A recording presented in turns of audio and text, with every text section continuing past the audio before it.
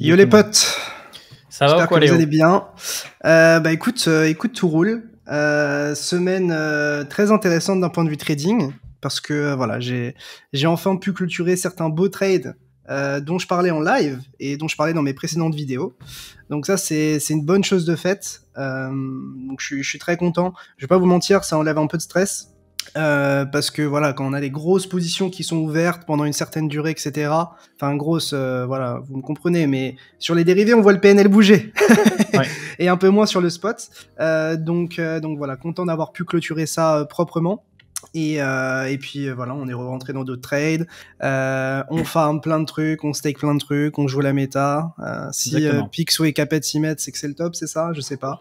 Ça va peut-être être le débat de cette émission. Écoute, c'est vrai que on le dit à chaque fois, hein, mais si Bitcoin fout pas la merde, ça peut que bien se passer. Et puis là, tout le monde est en train de dégainer son airdrop, son lancement de jetons sur tous les écosystèmes. En plus, les écosystèmes sont de plus en plus interopérés. Donc, c'est très intéressant ce qui se passe en ce moment. Ça faisait très longtemps que j'avais pas passé une semaine à lire, prendre Il y a plaisir trop à de lire. trucs, trop de trucs. Et comprendre, parce que on vous parle de, je vous ai parlé de séquenceurs décentralisés, je vous ai parlé de restaking où je maîtrisais à moitié. Là, ça commence à être beaucoup plus clair. Tout est très clair en réalité, avec les risques bien sûr. Donc, avant que vous me tombiez dessus en mode oh, il a retourné sa veste sur le restaking, il y a des risques. On va en parler. On va vous parler de restaking, pas à toutes les émissions, mais on va beaucoup vous en parler cette année parce qu'en réalité, c'est une composante clé de tout ce qui va se dessiner dans tous les écosystèmes, en fait, que ce soit Ether, Cosmos et j'en passe. Donc, il est impératif que vous compreniez bien cette narrative.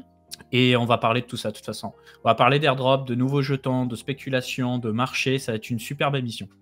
Et toi, du coup, comment tu vas? Parce que du coup, moi, je t'ai un peu expliqué comment ma semaine allait, mais Ouais. j'ai pas tout suivi. J'ai vu que ça avait pas mal bougé de ton côté. Ouais, et bah écoute, côté YouTube, pas très actif parce que justement, toutes les bonnes choses, elles arrivent dans les prochains jours. J'ai terminé ma vidéo avec Big Time sur toute la logique économique NFT de Big Time, partenariat avec d'autres créateurs.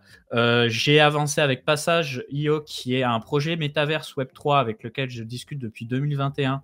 Tu nous Qui en as parlé a pendant très longtemps, en très vrai. Ils longtemps, étaient ouais. très early sur pas mal de trucs, quoi.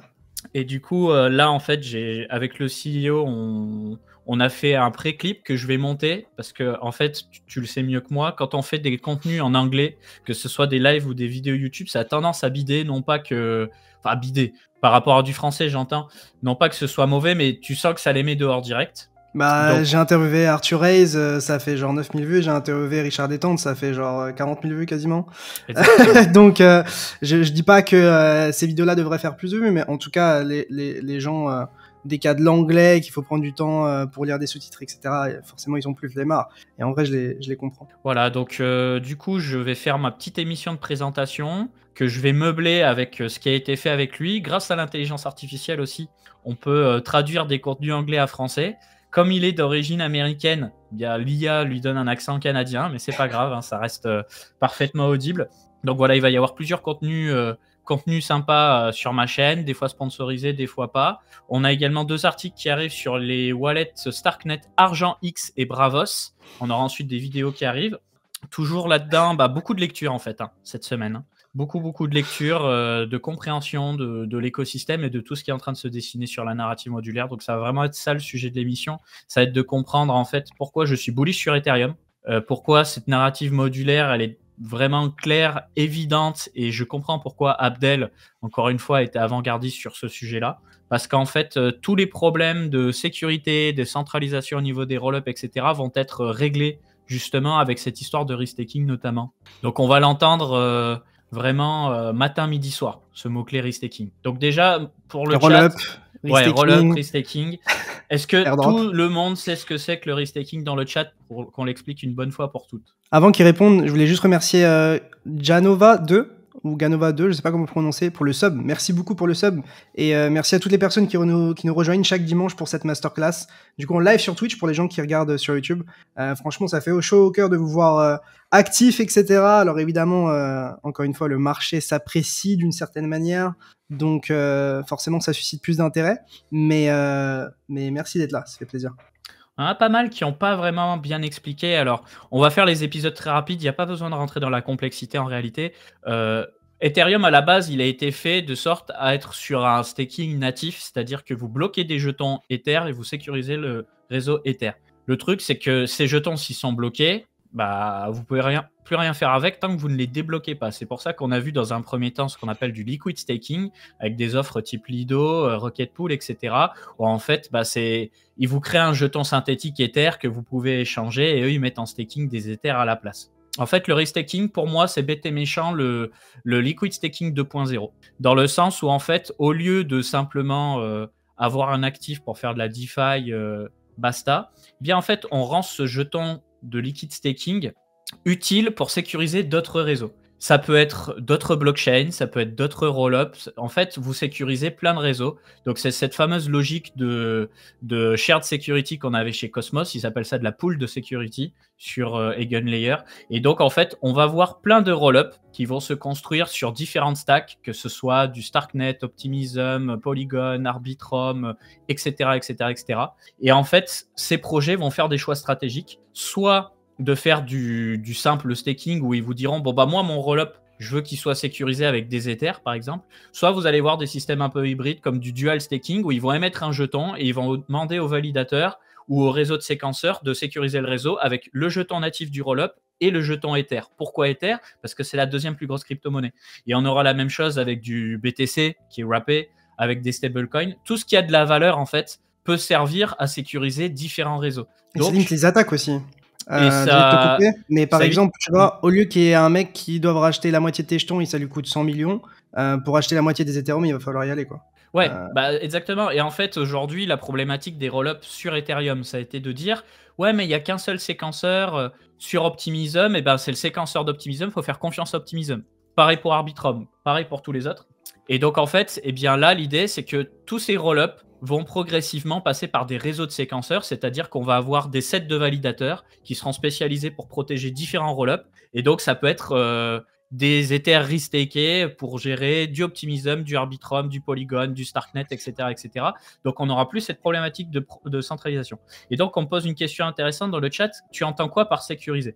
Alors, je me permets de la mettre en avant. Elle est où? Sur Bitcoin, comment est gérée la sécurité de Bitcoin? Elle est gérée par la preuve de travail, c'est-à-dire le matériel et l'énergie, l'électricité. Sur Ethereum, depuis qu'on est passé en Proof of Stake, c'est géré par ce qu'on appelle du staking, c'est-à-dire que, en gros, on part d'une théorie qui est tu mets en jeu des jetons, donc tu mets ton argent sur la table, et on part du principe que comme tu mets de l'argent sur la table, tu n'as pas d'intérêt malveillant à foutre le bordel sur le réseau pour créer des blocs de transactions, etc. Et donc, en fait, tu vas avoir plein d'acteurs plus ou moins professionnels qu'on connaît déjà. Hein. Toi, tu as interviewé par exemple Kiln. Je pense donc à Kiln, à Chorus One, à Node Guardians, etc. qui justement vont devenir des relayeurs sur des roll-ups, sur des bridges, etc. et qui, pour prouver que justement ils prennent un risque, ils vont bloquer des jetons ristakés quelque part. Et donc, s'ils font de la merde, ils seront pénalisés. Ça permet une meilleure décentralisation aussi et ça permet d'éviter de repartir de zéro à chaque fois que tu as une nouvelle chaîne aussi. Parce que voilà, quand tu as une nouvelle chaîne et que tu n'as pas ce système de restaking, en fait, tu es obligé de convaincre des gens de staker, d'être validateur chez toi, etc. Et tout ça, c'est un travail immense. Parce que au-delà de convaincre des gens, c'est convaincre des investisseurs en réalité. C'est convaincre des gens d'investir dans ton projet ou de passer du temps à supporter ta chaîne. Donc, c'est vraiment critique et crucial. Et du coup, je pense que c'est là où tu vois justement de la valeur ajoutée. Alors évidemment, il y a, enfin, chaque innovation qui rajoute une sorte de couche sur d'autres chaînes ne vient pas sans davantage de risques. Ouais. En tout cas, c'est ma conception de la chose. Peut-être que ça en réduit dans certains cas, mais quand tu as, je sais pas, du liquid staking avec Lido, donc tu as le risque de Lido, et puis quand tu utilises ces ST Ethereum, donc STETH, pour faire d'autres choses derrière, tu rajoutes du risque, etc. Donc, je dis pas que voilà, c'est un risque et que ça va tomber et que ça va être un cataclysme. Ce que je dis, c'est qu'il faut juste avoir conscience de ces risques-là quand on va justement essayer de se mettre sur tout ça et surtout de surfer sur cette vague. Parce que quoi qu'on en dise, EigenLayer, j'ai l'impression que ça va drop plus ou moins soon. En tout cas, il y a énormément d'attention qui est autour d'EigenLayer et on voit beaucoup de concurrents ou en tout cas de choses se développer dans cette même narrative, dans cette même idée. Et donc, il faut juste avoir conscience de tout ça pour, je pense, pas mettre trop de capital dans ce genre de choses. parce qu'évidemment, c'est un rendement supplémentaire. Voilà, encore une fois, je suis à chaque fois chiant avec ça. Mettre tout son capital en staking, puis en liquid staking, puis en restaking, c'est cumuler les risques. Et Exactement. si un jour il y a un problème et que vous perdez tous vos Ethereum pour une raison assez bête d'une certaine manière, pour obtenir, je sais pas, un rendement supplémentaire, c'est un peu chiant. Donc faire ça sur une petite partie de son capital, ou au moins avoir conscience des risques, ça me semble hyper important pour vous. Parce que voilà, on l'a vu avec des FTX, avec des Luna, etc. Quand c'est tombé, ça fait mal à plein de gens. Donc, faut juste avoir conscience de ça. C'est le disclaimer qui est chiant, mais qui est indispensable à mes yeux dès lors qu'on interagit avec la DeFi en réalité. C'est ça. Donc au niveau des risques, ça va dépendre, si on parle du restaking, hein, ça va dépendre totalement de ce que vous faites comme restaking. C'est-à-dire que si vous mettez un Ether natif sur Eigenlayer, le risque c'est qu'Eigenlayer soit piraté. Si vous passez par un protocole type Kelp ou Etherfi ou peu importe, en fait vous additionnez des risques. Dans certains cas, on vous demande d'abord de mettre vos Ethers sur un protocole de liquid staking. Ce protocole va vous rendre un jeton de liquid staking et vous allez devoir ensuite redéposer ce jeton de liquid staking pour avoir ce qu'on appelle un jeton de liquid restaking. Voilà, donc ça veut dire qu'il y a des couches qui se rajoutent. Donc voilà, vous partez du principe que l'argent n'est pas magique et que plus le rendement il augmente, plus le risque il augmente. Basta. Et aujourd'hui, le play à jouer se pose naturellement la question de comment s'investir sur Eigenlayer. Soit vous déposez directement sur Eigenlayer, soit vous passez par des protocoles de liquid restaking. Pour le moment, il y en a 3. Je crois qu'ils sont disponibles, mais bientôt d'autres qui vont arriver. Et ça va vous permettre en fait d'obtenir des points sur ces protocoles précis, sur Eigenlayer, et sur tous les autres projets qui vont exploiter Eigenlayer, et vous en allez voir des dizaines, voire des centaines sur cette année 2024. Donc potentiellement un airdrop sur chacun de ces protocoles. Voilà. Ouais, un peu comme on a eu avec l'arrivée du liquid staking sur Solana avec le JITO Sol, ouais. avec le MNDE Sol, avec le MSol, excuse-moi. Comme on voit aussi sur TIA, avec le Milk TIA. Ouais. Donc en fait, on a un petit peu des jetons de gouvernance qui vont pop de partout pour le liquid staking de chacune de ces chaînes, puis derrière le restaking. Et de ce que j'ai compris, il y a pas mal de ces protocoles de liquid staking qui vont justement s'attaquer au liquid restaking, dans le sens où, de ce que j'ai compris, Milky Way, donc le liquid staking sur TIA, donc sur Celestia, va aussi se mettre au restaking de son côté. Je crois que ça va être le cas, ça m'étonnerait pas qu'on voit ça aussi sur d'autres choses assez similaires. Donc en tout cas, en ce moment c'est un peu la hype sur ça, on va pas se mentir. Je pense que le marché est vraiment à fond dessus, est vraiment en mode je vous explique dans ce thread Twitter comment avec $25 vous pouvez être éligible à un airdrop de $1000. Des fois c'est aussi simple que ça, des fois c'est pas aussi simple que ça. C'est juste qu'il faut avoir conscience de tout ça, et je pense que pour s'exposer à ça, il faut juste tester des choses. Mais il faut tester des choses avec des petites portions de son capital.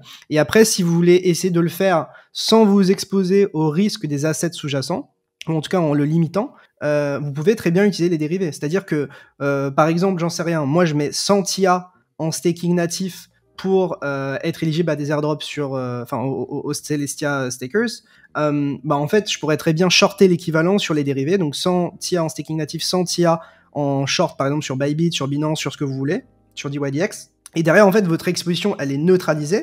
Donc, vous n'êtes plus du tout exposé à la variation de prix du jeton TIA. Par contre, vous êtes toujours éligible aux airdrops. Et je pense que c'est aussi quelque chose qui est envisageable sur PIF, où PIF parle pas mal en ce moment de staker ses PIF. Et on sait qu'il y a énormément de projets qui utilisent PIF, donc peut-être des airdrops à venir pour les projets qui utilisent PIF, et donc pour rendre une partie à la communauté. Encore une fois, c'est de la supposition, on n'a aucune idée si ce sera le cas ou pas, mais si jamais vous voulez faire des plays un peu avancés comme ça, sans trop vous exposer à ces jetons-là, parce qu'on n'est jamais à l'abri d'un dump sur ces jetons-là, etc., parce que ça donne un peu l'impression d'être une exit liquidity quand on vous dit stakez vos jetons, vous allez avoir des airdrops, tu vois.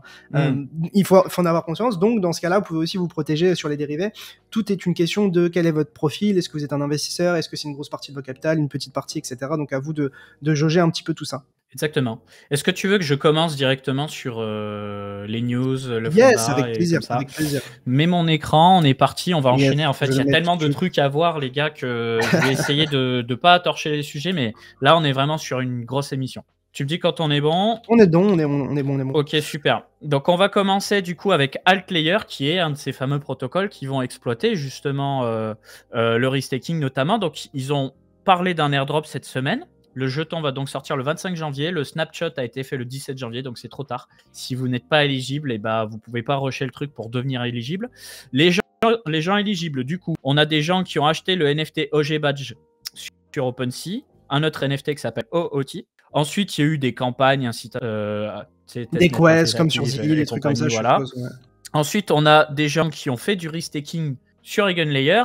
Pour le moment, on n'a pas plus de données à ce sujet-là. Ce que je veux dire par là, c'est que si vous avez déposé sur Eigenlayer, je pense que c'est bon. Mais qu'en est-il des protocoles de liquid restaking? Pas encore annoncé. Je pense qu'ils sont en train de se poser la question en ce moment même. Peut-être pour préciser sur ça, désolé de te couper, je pense que ça peut être le bon moment. Il y a pas mal de gens qui farment Milky Way, donc qui est le liquid staking pour Celestia, comme on l'a expliqué. Et donc en fait, tous les airdrops pour les stakers TIA, actuellement vous les recevez pas avec Milky Way, donc avec vos Milk TIA. Par contre, ils envisagent de donner un moyen de les redistribuer, parce qu'en fait, vu que vous stakez vos TIA nativement chez eux et qu'ils vous donnent un jeton liquide, eux ils vont les avoir. En fait, eux ils vont avoir les jetons, ils vont avoir les airdrops, il y a pas de souci à ce niveau-là. Par contre, il faut un moyen pour nous de les récupérer. Donc je sais qu'ils travaillent dessus. Et je pense que ça va être le cas des autres solutions de liquid staking, quoi. Donc il faut juste en avoir conscience. Mais il n'y a pas de garantie non plus au cas par cas. En fait, ça va être du cas par cas à chaque fois. Ouais. Voilà. C'est tout. C'est bien que tu aies fait cette précision. Et du coup, là, on nous dit Qualified Celestia Staker. Bah là, c'est pareil. Ceux qui ont posé directement du Celestia, bah eux, c'est bon. Ceux qui sont passés par Milky, on va voir. Milky Way, je pense qu'ils vont redistribuer les airdrops, pour être honnête, parce que s'ils le font pas, en fait, ils font une croix sur leur projet, hein, on va pas se le cacher. Ouais, complètement. Enfin, ils ont tout intérêt à le faire, parce que s'ils le font pas, ils vont se faire détruire, et donc la moindre concurrence prendra toutes les parts de marché. Donc, je pense que c'est juste une question de temps et de comment c'est fait. Mais par contre, voilà, peut-être dans certains cas, il y a certains angles morts qui empêcheront la redistribution, je sais pas. En tout cas, il faut en avoir conscience. Il faut regarder un petit peu tout ça. Et du coup, Altlayer, c'est quoi? Très rapidement, c'est un projet de Rollup as a Service qui vous permet de faire ce qu'on appelle du restaked Rollup.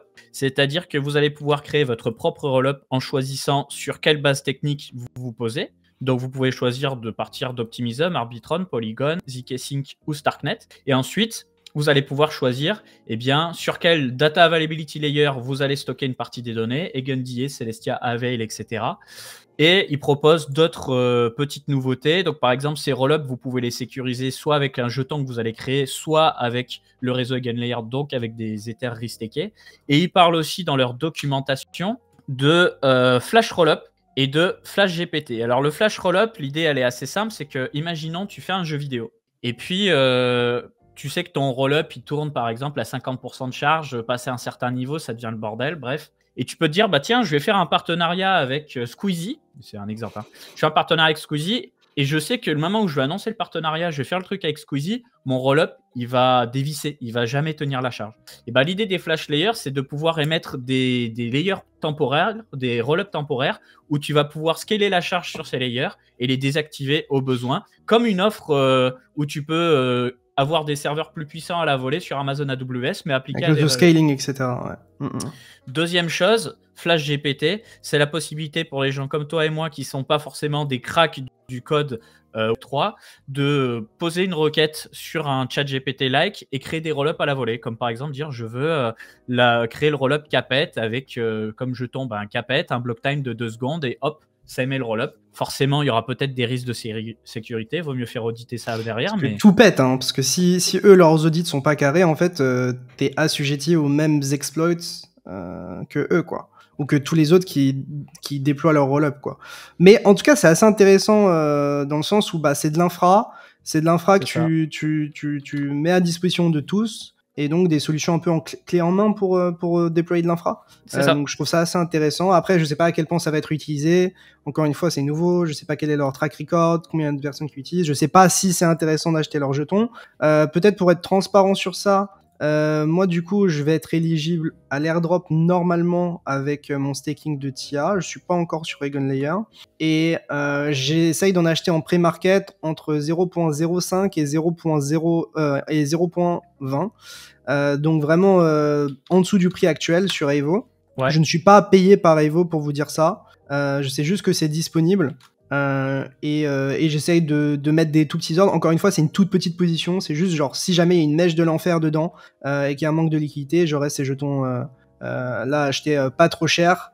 J'ai surtout regardé par rapport à la capitalisation, parce qu'en gros, il y a 10 milliards de jetons qui seront émis au total, mais au tout début, il y aura uniquement que 1 milliard 100 millions jetons disponibles. Donc là, actuellement, à 0.3, ça fait 3 milliards de fully diluted, et ça fait 300 millions à peu près 330 millions de circulating supply en dollars, je parle. Alors, on nous demande, tu peux acheter où en pré-market? Tu achètes pas, tu spécules sur un prix futur, mais tu n'achètes pas en pré-market. En fait, c'est des produits dérivés. Donc maintenant, tu as quand même du pré-market pour le spot. Ça s'appelle Whale Market. Je sais pas si tu veux regarder. Ouais. Whale Market. C'est un truc OTC, non? C'est ça? Whale Market, tu mets. C'est pas lui. Non, Solana. Non, là, c'est bizarre. Mets un espace entre Whale et Market pour voir. Whales Market avec un S à la fin. Ouais, c'est celui-là. Voilà. Et en gros, tu peux acheter en OTC des jetons qui sont pas encore sortis. Si tu fais Go to DApp, là encore une fois, on n'est pas payé par eux, on n'a pas de relation avec eux, etc. Mais en gros, on va dans 100% field en haut. Ouais. Et donc en gros, ça, c'est les jetons qui ont été achetés et vendus, par exemple sur Jupiter, Manta et d'autres trucs. Donc tu peux voir à combien ils ont été vendus, donc à peu près 0,62 centimes récemment. Tu peux voir la taille des allocs, parce que si c'est du $100, est-ce que c'est vraiment intéressant? Par contre, sur du $4000, voilà, ça vend des jupes à 0,62. Donc bref, c'est assez intéressant de regarder. Personnellement, j'ai jamais utilisé Whale Market. Je vous encourage pas nécessairement à l'utiliser. Évidemment, je suppose qu'il y a des risques si c'est de la DeFi, mais ça existe. Ouais. Et au moins, c'est un bon point de repère pour voir un peu quels sont les prix du marché avant que les jetons sortent. Et je pense que c'est quelque chose qu'on va voir de plus en plus. Parce il y a un marché de points aussi. Ouais, les marchés de points, les comptes, tous ces trucs-là. Vu que tout est on-chain, en fait, ça se rachète assez facilement. Donc à voir. Je suis jamais passé par ça. Donc, mais voilà. Et je sais que même, un truc assez intéressant, c'est qu'il y a même maintenant des groupes de pre-sale, etc., qui ont des dashboards sur lesquels tu peux racheter les allocations d'autres personnes qui souhaitent les vendre, tu vois. T'as des trucs comme ça qui commencent à se développer. Donc, après, encore une fois, c'est des petits montants, c'est pas très liquide, etc. Mais j'ai l'impression qu'il y a tout un marché de l'OTC et du pré-market qui est en train de se développer, et je trouve ça hyper intéressant. Et pour moi, ça fait un peu partie de la proposition de valeur qui peut être intéressante pour les DEX et qu'on voit pas sur les SEX, en fait. C'est-à-dire sur KuCoin, on a commencé à voir ça avec je sais plus quel jeton, mais autrement sur du Bybit, du Binance, etc., il y a pas encore ça. Et ça peut être un peu la killing feature dans ce genre de moment, d'environnement pour la DeFi et pour les DApp, en fait. Encore une fois, c'est très peu de volume, qu'on se le dise, et c'est peu liquide, mais intéressant. Yes, on me dit on peut trouver du Stark sur vos plateformes, faut chercher. Je pense pas qu'à ce stade tu Non, mais... Stark, il n'y a pas sur Hyperliquid, il n'y a pas sur Evo, et j'en ai pas vu en OTC à gauche à droite. Je me permets de vous partager dans le chat un document que j'ai réalisé qui vaut de l'or, je pense. C'est une cartographie de tout ce qui est lié à l'écosystème modulaire. Je l'ai appelé airdrop à surveiller. Il n'y a aucune garantie d'airdrop. Je pars juste du principe que les 85%, 90% de ces projets vont émettre des jetons et que pour le moment, le seul moyen de s'exposer à ces projets, c'est soit de faire les testnets incitatifs, soit de créer des nœuds validateurs ou des relayeurs ou que sais-je, soit passer par des oracles ou des protocoles du restaking ou ce genre de choses qui vont être exploités par ces projets. Alors Dieu sait qu'il y en a, je ne vais pas tous vous les expliquer. Où je me suis servi dans de la documentation Messari, de la documentation Celestia, et il y a de tout. Il y a soit des technos pour créer des roll-ups, soit des technos qui vont se baser sur justement les frameworks de roll-up pour émettre des roll-up hybrides sur toutes sortes de frameworks. Ça peut être du Starknet, Optimism, Arbitrum. Franchement, il y en a une chier. Encore aujourd'hui, j'en ai rajouté 2 que j'ai découvert sur Espresso System. Je veux dire, là, qu'on se le dise. S'il faut parler argent 2 secondes, parce que moi, je ne vous invite pas à acheter un projet en particulier. Là, on est à la ruée vers l'or. Tout le monde est excité. Il y a des airdrops, machin, ça fait truc. trop peur. Ça peut s'arrêter à tout instant. Si ça se trouve, on a peut-être déjà 2-3 airdrops et c'est terminado. C'est-à-dire que vraiment, il faut être vif. Ça peut durer très longtemps, comme ça peut s'arrêter très vite. Et le problème, c'est qu'un top, tu sais pas vraiment quand tu es à un top, sauf quand il est trop tard. Donc, n'hésitez pas à faire comme Léo, vous hedger avec du dérivé, ou alors prendre 10 profits, ou alors peut-être attendre que ça dégonfle. Mais voilà, restez lucide face au marché parce qu'on est à l'abri de rien. C'est ça, et je pense notamment à Celestia. Celestia, moi, je suis rentré tard. Je suis rentré entre 12 et 16, même peut-être un peu plus haut encore. Et tu vois, il y a ce risque de dump, tu vois. Il y a ce risque de dump, ça commence à être bien capitalisé, la fully diluted est énorme, etc. Mais après, t'as toutes les narratifs qui sont autour. Et je me demande si le tweet d'Asher, c'était pas genre le top de la trend. C'est pas méchant envers lui, mais quand, en général, Asher se permet de parler de quelque chose publiquement, c'est souvent quelque chose qui est relativement admis et peu risqué. Et j'ai un peu la sensation que voilà, il faut faire attention. Et c'est pour ça que dans ces cas-là, se couvrir, c'est pas dégueu. Faut pas se mentir. Hein. Les mecs qui ont investi en pre-sale sur Celestia, ils se gavent. Alors après, je pense pas que leurs jetons sont dispo, mais peu de jetons qui ont été les débloqués, jetons ouais. vont se débloquer, je crois, Q3 2024. Q3 ou Q4 2024 de mémoire. Je vais te dire ça tout de suite. Et même au-delà des pre-sales, il y a des gens qui ont fait x10, etc. Donc il faut quand même faire attention. Octobre voilà. 2024, c'est ouais. ça. Octobre Il faut faire 2024. quand même attention. Je pense que c'est important de le rementionner. Mais en vrai, si vous voulez farmer les airdrops Celestia et pas prendre trop de risques, comme j'expliquais, vous pouvez très bien acheter du TIA, shorter l'équivalent sur les dérivés. Encore une fois, il faut de la marge pour éviter de se faire liquider si le truc fait plus de 20%, qu'on soit d'accord. Donc ça nécessite d'immobiliser quand même pas mal de capital. Plus de capital que si vous couvriez pas. Mais c'est quelque chose qui existe. C'est au moins quelque chose qui existe et je vous en parle parce que moi je le fais la plupart du temps. Je continue du coup avec cette documentation. Donc vous avez des techno roll-up, des techno roll-up as a service, des projets de vie machine avec du restaking, etc. Des data availability layers, et vous allez en voir plein d'autres parce qu'on parle souvent de Celestia, de Avail et des GameDM, mais Espresso System fait un truc. Apparemment, Aztec, la privacy chain, ils ont aussi un truc. Ça va être une dinguerie. Des réseaux de séquenceurs décentralisés, Omni Network dont je vous parlerai tout à l'heure, et des coprocesseurs ZK. Je vais continuer d'alimenter tout ça. Tout ce que j'ai listé ici n'a pas de jetons. Donc il n'y a aucune garantie. Juste, ils vont sûrement airdrop les mêmes projets, en fait. C'est juste vous ça avez qu'il faut les regarder. projets, Tu vois, est-ce qu'ils vont pas airdrop les alt layers? Est-ce qu'ils vont pas airdrop les stickers de TIA? Est-ce que tu vois? Parce qu'en fait, au final, t'as un peu une sorte de pyramide où, genre, tout en haut, t'as genre les Celestia, les gun layers, etc.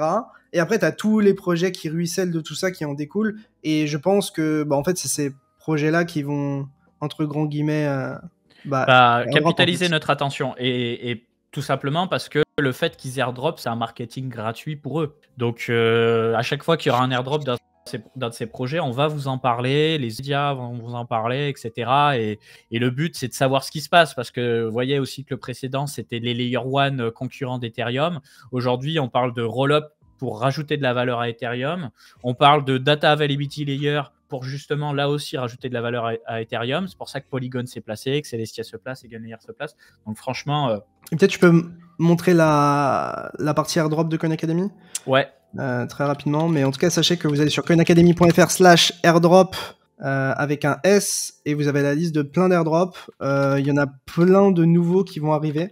Mais voilà, on fait pas mal de choses. Je crois que Celestia, on l'a couvert tôt. Je crois qu'Egenlayer, on l'a couvert aussi très tôt. Donc, ils sont pas forcément mis en avant et tout en haut. Mais sachez que vous avez énormément de choses sur Coin Academy. Et n'hésitez pas, en fait, à nous envoyer des messages sur Twitter ou même dans le Discord Coin Academy.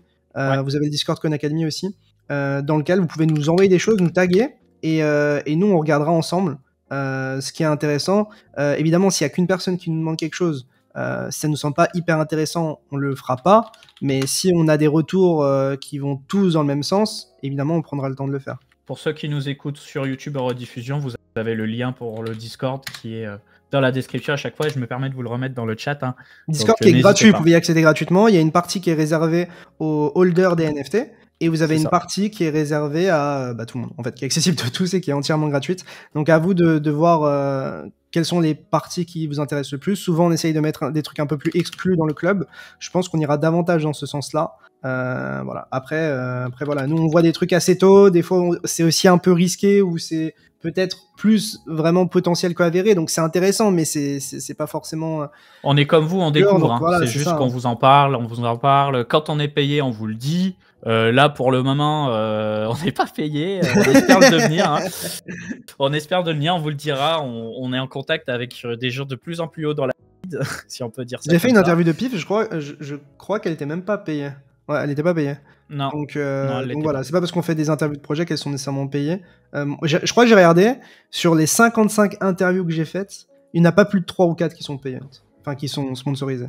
Je crois que j'ai calculé et c'était 3. J'ai regardé un bout de ton interview de Alephium, avec qui on bosse. Donc, contenu article qui arrive. Pourquoi je mets Alephium? CryptoPixou, pardon. Voilà, n'hésitez pas aussi, profitez du fait qu'on essaie de vous avoir des francophones qui vous expliquent. avec des gens qui maîtrisent bien leur sujet. C'est une chance. Ceux qui arrivent sur ce marché-là, vous vous rendez même pas compte de la chance que vous avez d'avoir des gens qui connaissent leur sujet. En 2020, même avant. Qui vous explique en français et tout, d'avoir, là je flex un petit peu, d'avoir un Coin Academy où vous pouvez comprendre ce qui se passe, parce que nous à l'époque, laisse tomber. On en a chié. 2017, j'en parle même pas. 2017, j'en parle même pas. On va continuer de parler cette fois avec Dimension. Donc Dimension qui est là aussi un projet de roll-up as a service où vous allez pouvoir lancer ce qu'ils appellent des roll-up. Donc des roll-up. Et même chose qu'Altlayer d'une certaine façon. Hein. Vous choisissez votre sécurité, vous choisissez sur quelle base technique vous vous lancez. Mais là, c'est une base qui est plutôt Cosmos SDK. Et je me suis permis du coup de vous faire une pré-analyse. Alors déjà, au moment du tweet, le jeton était à 4,5$ l'unité. Là, on est à 4$. Et on n'aura pas 13% des jetons qui seront émis au lancement. On en aura 14,6$. Donc vous faites 146 millions de jetons fois 5$, vous avez à peu près la FDV, hein. 146 fois 4$.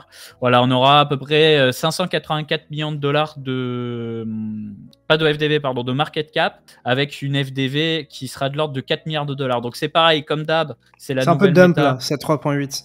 C'est un peu d'up encore. Voilà, on se retrouve au début avec peu de jetons en circulation et c'est seulement au bout d'un an que les jetons vont se débloquer pour pas que ce soit la grosse galère. Moi, je vais vous donner mon avis. Un bull run, quoi. Exactement, je vais vous donner mon avis. À ce stade du jeu, c'est-à-dire que j'ai que 7 jours par semaine, je lis, je suis pas omniscient, j'ai pas rencontré les équipes, il y a plein de subtilités que je n'ai pas.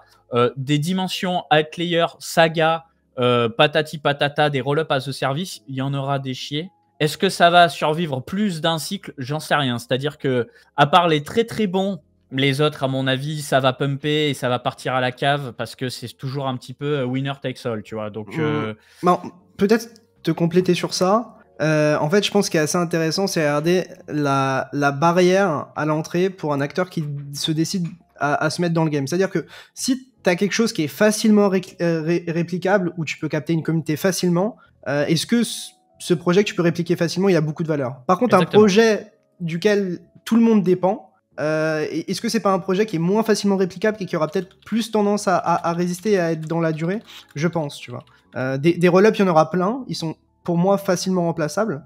Par contre, des trucs qui te permettent de générer l'infra de ces roll-up ou des trucs sur la data availability qui est globalement connecté à tous ces trucs-là. Enfin, tu vois, c'est ça qu'il faut regarder. C'est vraiment avec quel projet tous ces petits projets travaillent. Et si tu arrives à identifier 3, 4, 5 projets en commun, à chaque fois, systématiquement, c'est probablement ces projets-là sur lesquels il faut peut-être se focus, ou en tout cas, c'est ceux qui vont capter de la valeur, peu importe ce qui se passera sur tous ces énièmes roll-up, quoi. Exactement. Et donc, pour ceux qui se poseraient la question de l'utilité de tous ces jetons, des DIM, des Outliers, etc., en général, il va y avoir un réseau qui va devoir, enfin un réseau de séquenceurs ou de validateurs de blocs, ou ils appelleront ça avec des mots propres à eux, comme vous voulez, où ils vont devoir mettre en jeu les jetons DIM ou Outlier pour pouvoir permettre aux autres derrière de créer des roll-up ou pour eux-mêmes créer des roll-up. Voilà. Donc, des fois, il y aura un petit peu de burn des jetons. Est-ce que ce sera suffisant? Encore une fois, je ne sais pas. C'est ça le mot d'ordre. C'est qu'on va découvrir ensemble ce qui va se passer.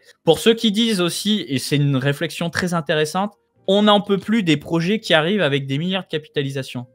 Mais en fait, ce qu'il faut comprendre, c'est que il y a des airdrops. Potentiellement, non, mais déjà, il y a des airdrops, mais c'est surtout que s'il y a un bull run qui nous attend, si on n'est pas déjà en bull run, d'ailleurs, merci beaucoup pour le sub, peut-être que ces capitalisations, elles vont exploser. Parce que historiquement, et ça c'est Pixo qui vous le dira mieux que moi, les capitalisations totales du marché des altcoins, à chaque nouveau cycle, on fait des nouveaux plus hauts. C'est ça en fait. Il faut relativiser par rapport à ça aussi. Et j'avais fait un tweet que les gens ne comprenaient pas il y a quelques semaines ou quelques mois, je sais pas si t'en souviens, mais je disais qu'il fallait relativiser les capitalisations qu'on voyait, parce que certes ça peut être énorme pour d'autres industries, mais on s'habitue à des capitalisations de bear market, et du coup, dès qu'on voit des capitalisations un peu énormes ou un peu dépasser ce qu'on a vécu en bear market, on est un peu choqué, alors que, en vrai, la connerie peut aller jusqu'au bout. Et surtout que je pense qu'on n'est pas aussi bien renseigné que les acteurs principaux, parce que, tu vois, encore une fois, je te disais, on parle de liquid staking sur ci, sur ça, mais ces projets qui font du liquid staking, ils vont faire du liquid restaking, et après ils vont faire d'autres trucs, donc en fait, ils vont capter la valeur de plein de projets en même temps. Et c'est ça en fait qui est assez intéressant. S'ils arrivent à emboîter les use cases et à les faire proprement, bah en fait ils vont récupérer beaucoup de capitalisation. Et c'est aussi ce à quoi je pense avec Jupiter.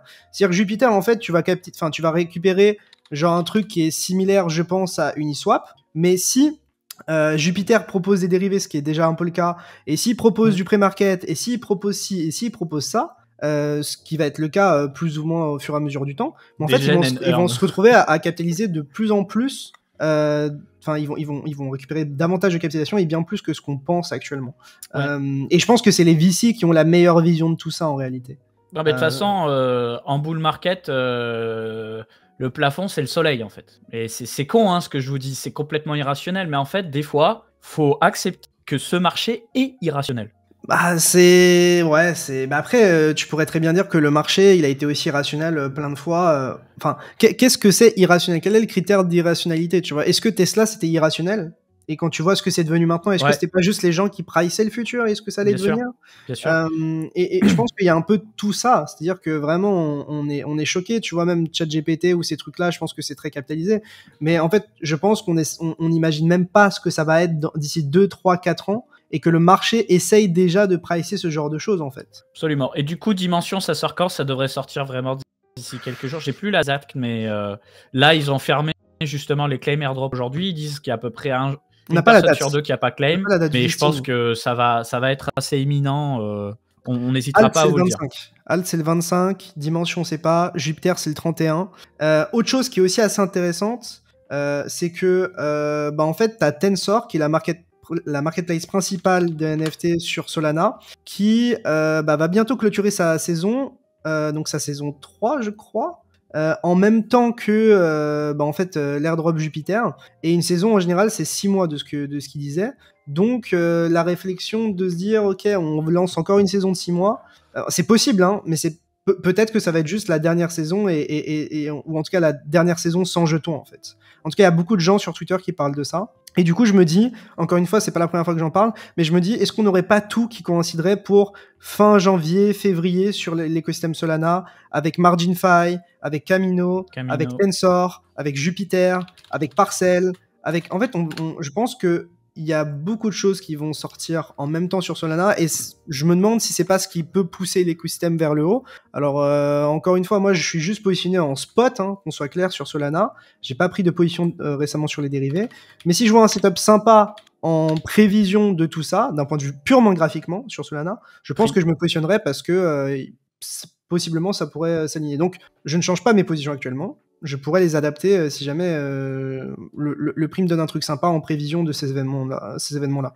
Et on me posait la question, du coup, la page pour claim les hacklayers n'existe pas. La page pour claim les sagas n'existe pas. Alors ne vous rushez pas dès que vous voyez un truc passer sur Twitter avec écrit publicité au-dessus. C'est probablement une arnaque, c'est de vous piquer votre argent. Attendez qu'il y ait une communication sur le site Coin Academy, où nous, on prendra le temps de vérifier si c'est de la merde ou pas pour vous. Parce que vous allez voir un nombre d'arnaques, et ça, c'est le moment de vous le dire aussi. Hein. Là, les farm airdrop, c'est très appétissant, ça donne envie de prendre des risques. Les hackers n'attendent que ça, que vous mettiez votre wallet, vous signiez des transactions chez eux et que vous fassiez dépouiller. Donc, faites quelqu'un dans le chat qui nous dit je me suis fait hack sur Dim. Donc, faites vraiment attention à vous, les potes. Ça casse la tête. Ensuite, donc l'USDT qualifié d'outil privilégié pour le blanchiment d'argent par l'ONU. Alors, je vais faire très rapide là-dessus. En fait, il y a un type d'attaque très connu. On en avait déjà parlé dans une émission. Ça s'appelle le Pig Butchering. C'est un type d'attaque qui se fait soit sur les réseaux sociaux, soit sur les sites de rencontres type Tinder, Bumble, Adopt-A-Mec, Mythic, etc. où vous allez matcher une personne attractive, gentille, qui va vous dire ce que vous avez à entendre, qui va créer un lien avec vous et qui sera capable de prendre des semaines de son temps pour créer ce lien avec vous. Le but étant de vous parler de monnaie et de vous pousser à déposer des fonds en crypto-monnaie sur des plateformes en USDT, très souvent. Ça peut être des faux exchanges, des faux protocoles DeFi, des trucs comme ça. Donc ne vous faites pas avoir si vous tombez sur une femme ou un homme qui vous plaît bien et qui commence à vous parler au bout de quelques jours de sa plateforme de trading parce que son tonton gère une plateforme à Hong Kong, bloquez direct. Comme ça, au moins, vous gagnez du temps. Voilà. Donc c'est un rapport de l'ONU et Justin Sun a dit que les Nations Unies, mais je suis pas d'accord avec l'ONU, donc si ça vous intéresse de lire, je vous laisserai le lien. Je vous propose d'enchaîner sur un truc plus intéressant. Mais après, la crypto, enfin la blockchain ici, pour le coup, c'est juste un moyen, c'est pas la fin en soi. C'est-à-dire que ça aurait pu être fait avec Payoneer ou genre un PayPal ou d'autres trucs, quoi. Donc, c'est pas propre à la blockchain, je pense. Ensuite, non, c'est pas propre à la blockchain, mais c'est un super moyen de le faire. De le faire parce que c'est hyper compliqué de récupérer l'argent après. Ensuite, donc TUSD, un des plus gros stablecoins qui a des pegs parce que apparemment on n'est plus tout à fait garanti de sa capacité à bien collatéraliser les fonds. Qu'est-ce que j'entends par là? Là, quand on clique sur capitalisation boursière, que ce soit sur CoinGecko ou sur CoinMarketCap, eh bien, on peut voir qu'à un moment donné, il y avait plus de 3 milliards de jetons. Ça veut dire qu'ils avaient plus de 3 milliards de dollars dans les caisses. Et ça a fondu parce que le doute s'est installé. Vous avez plein d'informations à ce sujet sur Twitter. Ça a un tout petit peu repeg. On me pose la question dans le chat, est-ce que ça va repeg? Absolument, j'en sais rien. Est-ce que c'est vraiment backé? En principe, oui. Mais l'avenir nous a appris que, franchement, vaut mieux être plus prudent que... Vaut mieux perdre 2% et sortir à moins 2%. Là, c'est 1% pour le coup. Ouais, même 1%, plutôt que jouer les grosses couilles et puis au final se retrouver avec une nouvelle news qui dit bon, bah, c'est vraiment pas backé et se prendre une grosse tarte dans la gueule. Parce que là, en termes de trade, c'est prendre le risque de gagner. Enfin, c'est essayer de récupérer 1% pour risquer 100% de tes assets. Enfin, en tout cas, si vous avez du TUSD. Encore une fois, ça se trouve, ça va repeg et voilà. Mais je pense que vraiment, avec tout ce qu'on a vécu, je pense que vous n'avez pas envie de vous prendre la tête avec ça et parfois, il faut juste genre ne pas prendre ce risque-là, en fait. Donc, moi, en tout cas, j'y ai jamais touché. J'y toucherai jamais. Moi, je touche juste à l'USDC, à l'USDT. Même sur ces trucs-là, il y a des risques, qu'on soit clair. Mais je pense que les risques sont mieux probablement gérés que sur ces trucs-là. Ah bah oui, il n'y a pas du tout la même histoire. Mais je cherchez pas à optimiser des 5% des fois. Quand ça pue, vaut mieux prendre sa petite perte de 5% et se barrer. Ensuite, on a le fondateur de Polygon qui propose une solution aux pertes de performance liées aux inscriptions sur les chaînes EVM. Bon, rapide débat, en ce moment, on est encore sur cette histoire de parallèle EVM.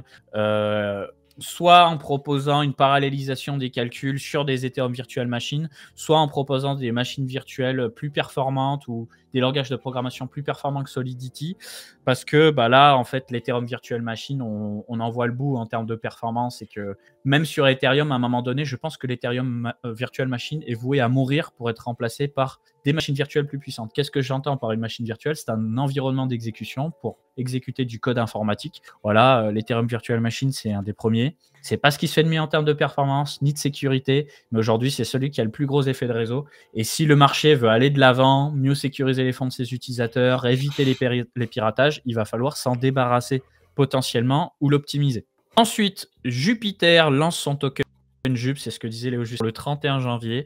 Voilà, donc il va y avoir plusieurs phases d'airdrop. Une première phase a été proposée pour les utilisateurs de son agrégateur de liquidité, agrégateur de swap, pardon.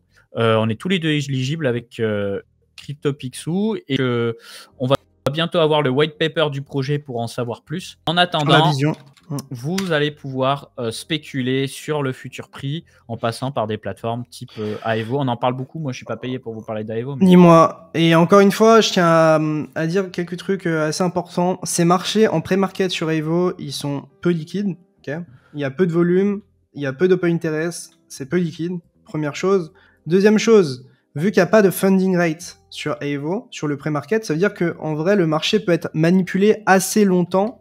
VS par exemple le prix qu'on peut voir sur d'autres plateformes, c'est-à-dire qu'on peut avoir un mauvais acteur qui essaye de faire nuke le marché ou qui le pousse à la hausse, etc. Vu qu'il n'y a pas de funding rate, il n'y a pas de commissions qui sont payées par les longs ou par les shorts en fonction du différentiel de prix entre Aevo et d'autres plateformes. Du coup, de ce fait-là, il peut y avoir de la manipulation de marché sur Aevo, et du coup, c'est pour ça que moi, si je suis sur Aevo, enfin quand je l'utilise, j'ai un prix de liquidation de 0. C'est-à-dire que je ne me permettrai pas de prendre une position avec de l'effet de levier sur cette plateforme-là, ou en tout cas, je veux que mon prix de liquidation soit à 0 et soit pas au-dessus, parce que si je prends une mèche des enfers, je veux pas que mon capital soit wipe, ok. Dernier truc, je crois que aujourd'hui ou hier, et même récemment, il y avait eu des problèmes de liquidité sur Aevo, notamment sur BTC et sur d'autres trucs, et sur certaines périodes de marché, c'était assez instable. Faut vraiment comprendre que c'est un nouveau produit, que c'est encore tout jeune, c'est peu liquide, etc. et qu'il y a des risques qui sont associés à ça. Moi, je suis OK de prendre les risques, mais au moins, j'ai conscience de ces risques-là et j'essaye de les empêcher avec certaines actions dont je vous parlais juste avant avec le prix de liquidation à 0 sur les pré-markets, qu'en fait, en gros, c'est un peu comme si j'achetais du spot, mais en fait, c'est des produits dérivés. Et faut avoir conscience que vous possédez pas les jetons. Vous possédez la variation de prix sur le jeton, puisque c'est un produit dérivé. C'est comme si vous êtes en long sur Binance, sur BTC, vous détenez pas le BTC, mais vous avez en fait la variation qu'il y aura sur le prix du jeton. Donc voilà, c'est important de garder ça en tête, parce que voilà, sinon vous pouvez vous faire taper fort. Moi, j'utilise beaucoup Hyperliquid en ce moment parce que je farm à mort. Parce que je pense que l'airdrop va être conséquent et qu'il y a encore très peu de gens dessus, et que contrairement à d'autres trucs, bah en fait, vu que tu as des frais à payer en tradant, que c'est pas forcément hyper UX pour les mecs qui sont dans la DeFi, etc., ou même les normies, je pense que c'est assez sympa. En plus de ça, le système de points est assez opaque, donc ça évite qu'il y ait beaucoup de gens qui farment dessus. Donc moi j'utilisais ça, mais pour le pré-market, en fait, tu as un funding sur ces marchés-là, et donc en fait tu peux te retrouver à payer beaucoup de funding si tu gardes la position longtemps en fait sur Hyperliquid. Donc moi c'est pour ça que j'ai décidé de la prendre sur Evo, et si jamais ça vous intéresse, j'ai fait une interview sur ma chaîne YouTube du CEO de Hyperliquid. Hyperliquid, c'est vraiment, je pense, un DEX qui a le vent en poupe, notamment avec l'airdrop à venir, mais aussi parce qu'ils font des trucs assez cool. Et ça a été vraiment un privilège de l'avoir en interview, parce que le mec est vraiment brillant et a un background assez intéressant. Et je l'ai vu nulle part parler à des Français, à des francophones. Et c'est un truc qu'on commence de plus en plus à voir sur Twitter, mais c'est encore petit alors qu'ils font vraiment des beaux volumes. Donc ça m'empêche pas de trader sur d'autres plateformes, ça m'empêche pas d'adorer DYDX et de trader dessus. Juste en ce moment, je trade aussi sur Hyperliquid parce que bah voilà, si je peux être éligible à un airdrop sur un gros concurrent, bah je le fais en fait. Donc c'est juste méta. Exactement. Ensuite, j'enchaîne parce qu'on va avoir encore plein de trucs à voir. On a Chainlink qui intègre le protocole de CCTP de Circle, donc on va encore améliorer l'interopérabilité, que ce soit pour la DeFi, le multi-chain, etc. Voilà, pas besoin d'en dire plus. Vous pouvez voir d'ailleurs quelles sont les chaînes compatibles avec le CCTP directement sur la page dédiée et dans des communiqués. Donc vous avez les wallets, les bridges, etc. C'est la même chose pour Chainlink. Ils ont une page dédiée. Donc là, on commence à avoir des trucs qui sont vraiment sympas. La prochaine étape, ça va être éviter la fragmentation des liquidités sur les différents layers et roll-up. On va y venir avec de plus en plus de sécurité. Pour terminer, voilà, c'est un petit placement. On bosse beaucoup avec Bitpanda, qui est un exchange autrichien, qui est un des plus gros exchanges d'Europe. Et là, ils organisent un petit concours en ce moment. Donc, on a fait une page dédiée à ce sujet où vous avez la possibilité de gagner 1200 €. On parle de 12 000 € parce qu'il y a 10 gagnants tout simplement, en créant une stratégie plan épargne de moins 100 € sur la plateforme. Voilà, peut-être mettre le lien de l'article dans le chat. Ouais. Mais en gros, voilà, comme on l'expliquait, on travaille avec Bitpanda, donc c'est un contenu qui est sponsorisé sur le site, ou même là. Enfin, on n'est pas payé pour en parler en live, mais voilà, on préfère le mentionner. Et donc, en fait, si vous lancez globalement un DCA sur Bitpanda, vous avez une chance de gagner 1200 € à l'année. Donc en fait, les 1200 € sont répartis par mois pendant un an, de ce que j'ai lu. Et le tirage au sort aura lieu la semaine d'après le 28, puisque en gros, vous avez jusqu'au 28 pour le lancer. Donc si jamais ça vous intéresse, n'hésitez pas. Bitpanda, c'est super régulé, c'est super propre, etc. Donc c'est vraiment quelque chose à considérer. Évidemment, vu que c'est régulé, les frais sont un peu plus chers que ce qu'on retrouve chez Binance, etc. Mais voilà, Bitpanda, excusez-moi, c'est vraiment régulé, c'est vraiment propre. C'est carré. Ils ont des licences partout. Enfin voilà, moi si j'étais un investisseur lambda qui veut juste investir en spot, acheter des trucs et qui a envie, je sais pas, de s'exposer aussi aux actions, aux métaux précieux, etc., ou même aux ETF, bah, c'est quelque chose qui est possible via Bitpanda. Donc n'hésitez pas à tester. Et voilà, Binance c'est régulé en France, oui, mais bon, moi avec tous les trucs que j'ai vus récemment sur Binance, ça m'a un peu refroidi. Et sur Binance, tu peux pas trader les actions, ni les ETF, ni les matières premières, ni des indices crypto avec des paniers, des trucs comme ça. En tout cas, je l'ai pas vu. Donc c'est vraiment un pont parfait, je pense, entre la TradFi et la pas la DeFi, mais en tout cas la crypto, avec une interface qui est vraiment claire, etc. Ça fait partie moi, c'est vraiment ça, plateformes. Ça fait partie des plateformes, tu vois, avec Swissborg, etc. Ou si j'ai un pote qui veut pas se prendre la tête, qui va pas faire du trading actif parce qu'effectivement les frais sont supérieurs à des plateformes qui ont des énormes volumes, type Bybit, Bitget, etc. Mais juste il veut pas se prendre la tête, il veut une app, etc. C'est une plateforme que je conseille. C'est pour ça qu'on bosse avec eux aussi, parce qu'on sait que c'est carré et que franchement, s'il leur arrive un problème à eux, bah là, je serais choqué, ça me ferait chier. Ah ouais, là, ça me ferait vraiment chier. Mais en tout cas, si vous faites du levier, vous êtes un pro DeFi, etc., évidemment, que ce soit Binance ou Bitpanda, vous trouverez pas votre bonheur dessus parce qu'il y a plus de dérivés sur les plateformes régulées pour le moment. Mais si vous voulez faire du spot et vous intéresser au marché traditionnel, je pense que c'est vraiment un bon moyen de le faire. Ensuite, on continue sur du Fonda. Donc, En fait, je vous disais plutôt dans l'émission que sur Ethereum, je suis bullish parce que la critique de la centralisation au niveau des roll-up et des séquenceurs, ça va bientôt être de l'histoire ancienne avec cette histoire de restaking et de séquenceurs décentralisés. En fait, les séquenceurs décentralisés et le restaking, ça va bosser ensemble. Dans la liste que je vous ai mis tout à l'heure, des protocoles de séquenceurs décentralisés, vous allez en voir beaucoup. Des différents en fonction des écosystèmes. Chaque rollup va choisir s'il a son réseau de séquenceurs à lui.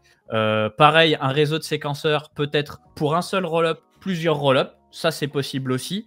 Donc, Espresso System, Astria, Fairblock pour commencer. Mais il y en a plein d'autres qui arrivent. Voilà. Vous allez voir ça. Et je pense que ces réseaux de séquenceurs vont potentiellement avoir leurs propres jetons. Ils vont bien évidemment utiliser du restaking. Parce que l'idée, c'est quoi? Le deal, il est très simple. C'est mieux avec les images. On vous l'a expliqué pendant l'intro, mais je vais faire la répétition. Là, aujourd'hui, tous ces roll-ups ont un séquenceur centralisé. Qu'est-ce que c'est un séquenceur? C'est un checkpoint entre le roll-up, donc le layer 2, et le layer 1. Donc ici, en l'occurrence, c'est que des roll-ups pour Ethereum. Donc en fait, ils ont un point central qui vient agréger toutes les transactions qui se passent sur le roll-up, qui va créer une preuve sur le layer 1 et qui va aussi poster une preuve de transaction sur le layer 1 ou sur un data availability layer. Donc en fait, ce qui se passe, c'est que à chaque fois, vous placez votre confiance quand même près d'Arbitrum, Optimism, Manta, etc., etc. Il faut être optimiste dans la vie. Et l'idée à terme, c'est pas de dire on a un Ethereum qui est ultra décentralisé où on n'a même pas besoin de se poser la question de la confiance pour passer sur des roll-ups où on revient sur un système centralisé. Donc c'est pour ça que tout va se décentraliser à terme. Et les séquenceurs en feront partie. Donc on va avoir ça dans les prochains mois. Sur le site d'Espresso System, c'est assez bien expliqué. Alors, c'est quand même très technique. Je ne maîtrise pas tous les tenants et aboutissants. Mais quand vous allez sur le site d'Espresso System et que vous scrollez un peu, en fait, vous avez un schéma actuel de la situation, centralisé. Ensuite, on a un schéma, on va dire, futur court terme, où justement, on va avoir ce réseau de séquenceurs décentralisés qui va s'interfacer entre le layer 2 et le layer 1. Et ensuite, on va encore améliorer ça avec ce qu'ils appellent le Proposer Builder Separation. C'est pas un truc que je maîtrise absolument, mais ça va être, en gros, à ce stade, c'est un projet qui est en cours de discussion sur Ethereum, qui nécessitera, je pense, un hard fork de la part d'Ethereum. Donc, on parle d'un truc encore après le proto-danksharding, si j'ai bien compris, pour que justement cette infrastructure décentralisée, elle soit possible sur Ethereum, c'est-à-dire on va optimiser Ethereum pour permettre cette décentralisation, puisqu'à la base, Ethereum, il n'a pas été designé pour ça. Donc, on va emmener Ethereum dans cette direction. Le but étant de limiter les attaques sandwich de type MEV et d'autres cochonneries. Donc, ça va mettre très longtemps. Oui, Ethereum est une machine à gaz, un truc extrêmement complexe à comprendre, même en étant la gueule dans les marchés toute la journée, depuis 8 ans dans les cryptos avec Picsou. Il y a des trucs que je ne maîtrise pas encore. Mais voilà, c'est dans cette direction qu'on va. Ensuite, j'ai vraiment hâte qu'il y ait des gros ZK roll-up qui sortent. Ouais. Là, de toute façon, je pense que Starknet, c'est imminent. Il n'y a rien de dispo. Je pense que Starknet, c'est imminent, gros. Starknet, je pense que ça va être dans les prochaines semaines. Je pense. De comment ils parlent sur les réseaux, etc. Je pense vraiment que c'est imminent. Ça m'étonnerait énormément que ce soit pas en février, par exemple. Ouais, je pense aussi. Je pense que ce sera en février, à vue de nez. Et pour le reste, je connais moins. Donc, je pourrais moins dire. Je sais pas si tu as de l'info sur ça. Mais... Sur quoi, pardon? Sur le reste, sur les autres. Sur les autres... ça dépend si on parle de ZK EVM ou pas, parce que, par exemple, on a Scroll, c'est du ZK EVM, mais si tu parles de ZK, en gros, ça dépend ce que tu veux. Si c'est du ZK EVM, non, on a là-dedans, on a ZK Syncera en ZK EVM, on a, je crois... Et le jeton ZK Sync n'est pas dispo, on est d'accord? Non. Ah, si tu parles de jetons, non, on n'a rien. On n'a rien du tout. Tu as toute une spéculation, justement. Ouais, on va revenir sur ma liste. Tout ça, ce sont des technos ZK sans jetons. Donc, de haut en bas, ça va être Wasm, donc ce qu'on peut retrouver sur Cosmos notamment. Là, c'est du RISC-V où on va pouvoir faire passer plein de langages, du C, C++, Rust et compagnie. On a le langage Move de Sui Aptos qui va être porté pour des roll-ups avec derrière de la sécurité via Telestia. Tout ça, c'est du ZK EVM, sans jetons. Ça, c'est plutôt de la ZK Privacy, mais je pense qu'Aztec va aller au-delà de la Privacy. Polygon Maiden, je ne maîtrise pas encore. Ensuite, on a Kakarot, c'est aussi du ZK EVM. D'ailleurs, on les a interviewés. Ils vont sortir un testnet, donc bon, je vous fais pas un dessin. S'il y a un testnet, à mon avis, vous avez potentiellement intérêt d'y passer un petit peu de temps. C'est pas Abdel qui m'a payé, c'est juste du bon sens. Ensuite, on a Hyper Network et Keystone, que je ne connais pas. Tu vois, que j'ai vu passer sur L2Bit, etc. Donc, des jetons ZK, on va en voir pléthore. Et pour moi, ils n'ont aucun Qui intérêt. gagnera pour toi? Alors, c'est ça le nerf de la guerre aussi. alors, si je devais trier, Fluent, il sera à part. ReZero, il bosse avec tout le monde. ReZero, va falloir surveiller de très près. Movement, c'est plutôt le côté spéculateur de se dire on parie sur le fait que le langage Move va prendre plus de traction parce qu'apparemment, c'est quand même une belle révolution en termes de performance et de sécurité. Il n'y a pas de tout là, attends. J'ai l'impression qu'il n'y a pas Fuel, je crois. Ah, c'est que je l'ai mis dans Virtual Machine. Fuel qu'on a couvert dans un article. Eux, ils ont leur propre infra, leur propre langage. Donc pareil, modèle UTXO, parallélisation des calculs. En gros, c'est une infra de roll-up avec un petit peu les mêmes fondamentaux qu'Alephium. Modèle UTXO, parallélisation, je dis ça vulgairement, hein, ceux qui sont branchés très techniques, ils vont dire non, c'est pas comme Alephium, c'est pas du sharding, machin. Non, modèle UTXO comme Bitcoin, donc pas account-based comme Ethereum. UTXO permet donc la parallélisation des transactions. Et comme on sait que la parallélisation, c'est aussi une narrative qui va beaucoup plaire, potentiellement Fuel, il y a un coup à jouer, donc il faut un wallet dédié à Fuel. Et pour le moment, on n'a pas de jetons, mais j'imagine que. Mais parallélisation, c'est quoi? C'est du sharding? C'est genre en mode. C'est là en l'occurrence, non, c'est pas du sharding. Le sharding, c'est de la parallélisation ou? Ouais, le sharding, c'est de la parallélisation. C'est une façon différente de traiter Ok. le problème. Regarde, je vais prendre un exemple sur l'ordinateur. Tu vois, en fonction des programmes qui tournent, tu as des programmes qui sont optimisés pour tourner sur plusieurs cœurs de l'ordinateur, tu as des programmes qui ne sont pas optimisés pour tourner sur plusieurs cœurs. Tu vois, par exemple, Microsoft Excel, ça tourne sur un cœur. Tu as plutôt intérêt d'avoir un PC qui a une fréquence monocœur, donc fréquence pour chacun des cœurs, haute, pour avoir les performances maximales sur Microsoft Excel. Tu as des applications type jeux vidéo qui vont utiliser 6 cœurs, tu vois. Donc là, on peut voir l'utilisation des différents cœurs de mon ordinateur. Et bah là, c'est la même logique. Les applications sur la blockchain, c'est qu'aujourd'hui, tu vois, tu vas avoir des projets, on va te dire, pour être un validateur de nœuds, il faut 4 cœurs ou 6 cœurs. Et bah peut-être qu'à terme, on sera capable de scale sur 32 cœurs, etc. Et donc, on imposerait à ces validateurs de blocs des processeurs 32 cœurs, 64 cœurs, 128 cœurs, etc. Tout ça, c'est de l'optimisation logicielle par rapport au matériel, tout simplement. Ok, clair. Donc voilà, des techniques de parallélisation, il y en a plein. C'est des problématiques qui ne sont pas que dans le Web3 d'ailleurs, hein. Elles le sont de manière générale en informatique. Et on va de plus en plus aller là-dedans. Là, je fais une petite parenthèse technique. Par exemple, tu vois, Linux, Windows, Mac OS X, c'est pas optimisé pour utiliser plein de cœurs. Ça marche, mais c'est pas optimisé. Et donc là, par exemple, tu as des projets type Google Fuchsia, qui est un projet de Google qui date d'il y a un bon moment, où en fait, ils repartent d'un nouveau noyau qui retravaille de sorte à ce que ce soit beaucoup plus optimisé pour avoir plein de cœurs. Et donc, à terme, l'informatique va changer. C'est-à-dire que jusqu'à présent, tu avais soit Windows d'un côté, soit l'informatique basée sur Unix de l'autre, et que l'informatique va changer, et côté Web3, c'est pareil. Si je me mets sur Unix, normalement, j'ai une cartographie.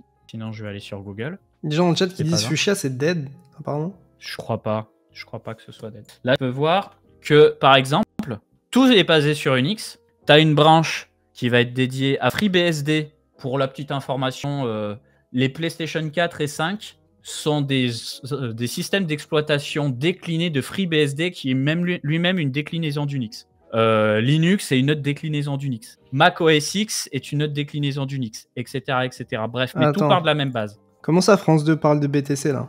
Top signal. Ah là, vendez tout. Non, je déconne. On verra bien. Bon, c'était la parenthèse technique.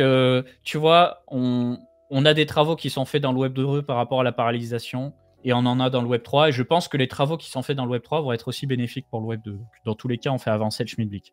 Ensuite, oui, donc je voulais vous parler du fait que j'essaie de comprendre la différence entre Celestia et Gunavail. Et en fait, le game, c'est comment on arrive analyser des données, vérifier la bonne conformité des données le plus rapidement possible. Celestia est basé sur le Cosmos SDK. Avail est basé sur le Polkadot SDK. Donc déjà, tu vois, on revient toujours sur les mêmes bases. C'est très intéressant. EigenDA est basé sur Ethereum. Donc je répète, Celestia est basé sur Cosmos, Avail est basé sur Polkadot, EigenDA est basé sur Ethereum. La complexité technique après qu'il y a derrière, il faut s'amuser à en bouffer. Mais du coup, là, il y a un jeu. Quelle va être la meilleure solution pour stocker de la donnée pas chère? Et en fait, celui qui va réussir à faire la meilleure infra, vérifier l'authenticité des données sans mettre à mal la décentralisation et la sécurité du réseau, a gagné. Autre chose, Celestia aujourd'hui, c'est une centaine de validateurs max. Avel, ce sera 1000 validateurs, voire plus. Donc potentiellement, Avel sera aussi un petit peu plus décentralisé by design. On sait également que, et c'est là où ça devient très intéressant, le prix sur les roll-up va chuter drastiquement dans les prochains mois, puisque par exemple, Arbitrum paye à peu près $2000 par mégabit de données pour stocker des preuves, là où Manta, qui vient de sortir récemment, paye $3,41 de données parce qu'il ne stocke pas les données sur Ethereum, il les stocke sur Celestia. Donc, qu'est-ce que ça veut dire? Parce que là, tu vas me dire, oui, les prix, c'est bien. Bah, ça veut dire que si le roll-up, il paye moins cher, le client final va payer moins cher. Plus les roll-up vont stocker en dehors d'Ethereum pour des solutions type Celestia, Avel, etc., plus les roll-up seront pas chers. Et on espère cette année trouver des roll-up aussi peu chers qu'une transaction sur Solana. Donc en gros, tout le monde va utiliser Celestia, quoi, de ce que je comprends. Ok. Ou NIR. Et les concurrents qui passeront. On va parler maintenant de la restaking war. Donc c'est ce que je vous disais en introduction. Pour pouvoir s'exposer à EigenLayer, vous avez soit la solution EigenLayer native. Vous allez sur le site d'EigenLayer, vous cliquez sur Restake Now. Et quand le liquid restaking sera... Quand le restaking sera débloqué, vous pourrez reposer des fonds. Donc en fait, EigenLayer communique et dit, bon bah voilà, là vous allez pouvoir déposer des fonds, mais passer à un certain niveau d'Ether restakés, nous on ne les accepte plus jusqu'à nouvel ordre. Donc, soit vous suivez constamment les communications d'EigenLayer, soit vous avez la possibilité de passer par des protocoles annexes à EigenLayer qui font justement le risque pour vous. C'est-à-dire que vous déposez l'argent sur ces protocoles-là. Le risque, c'est que ces protocoles-là se fassent pirater, qu'on soit bien d'accord. Et c'est eux qui vont aller les déposer chez EigenLayer quand EigenLayer va réouvrir les vannes.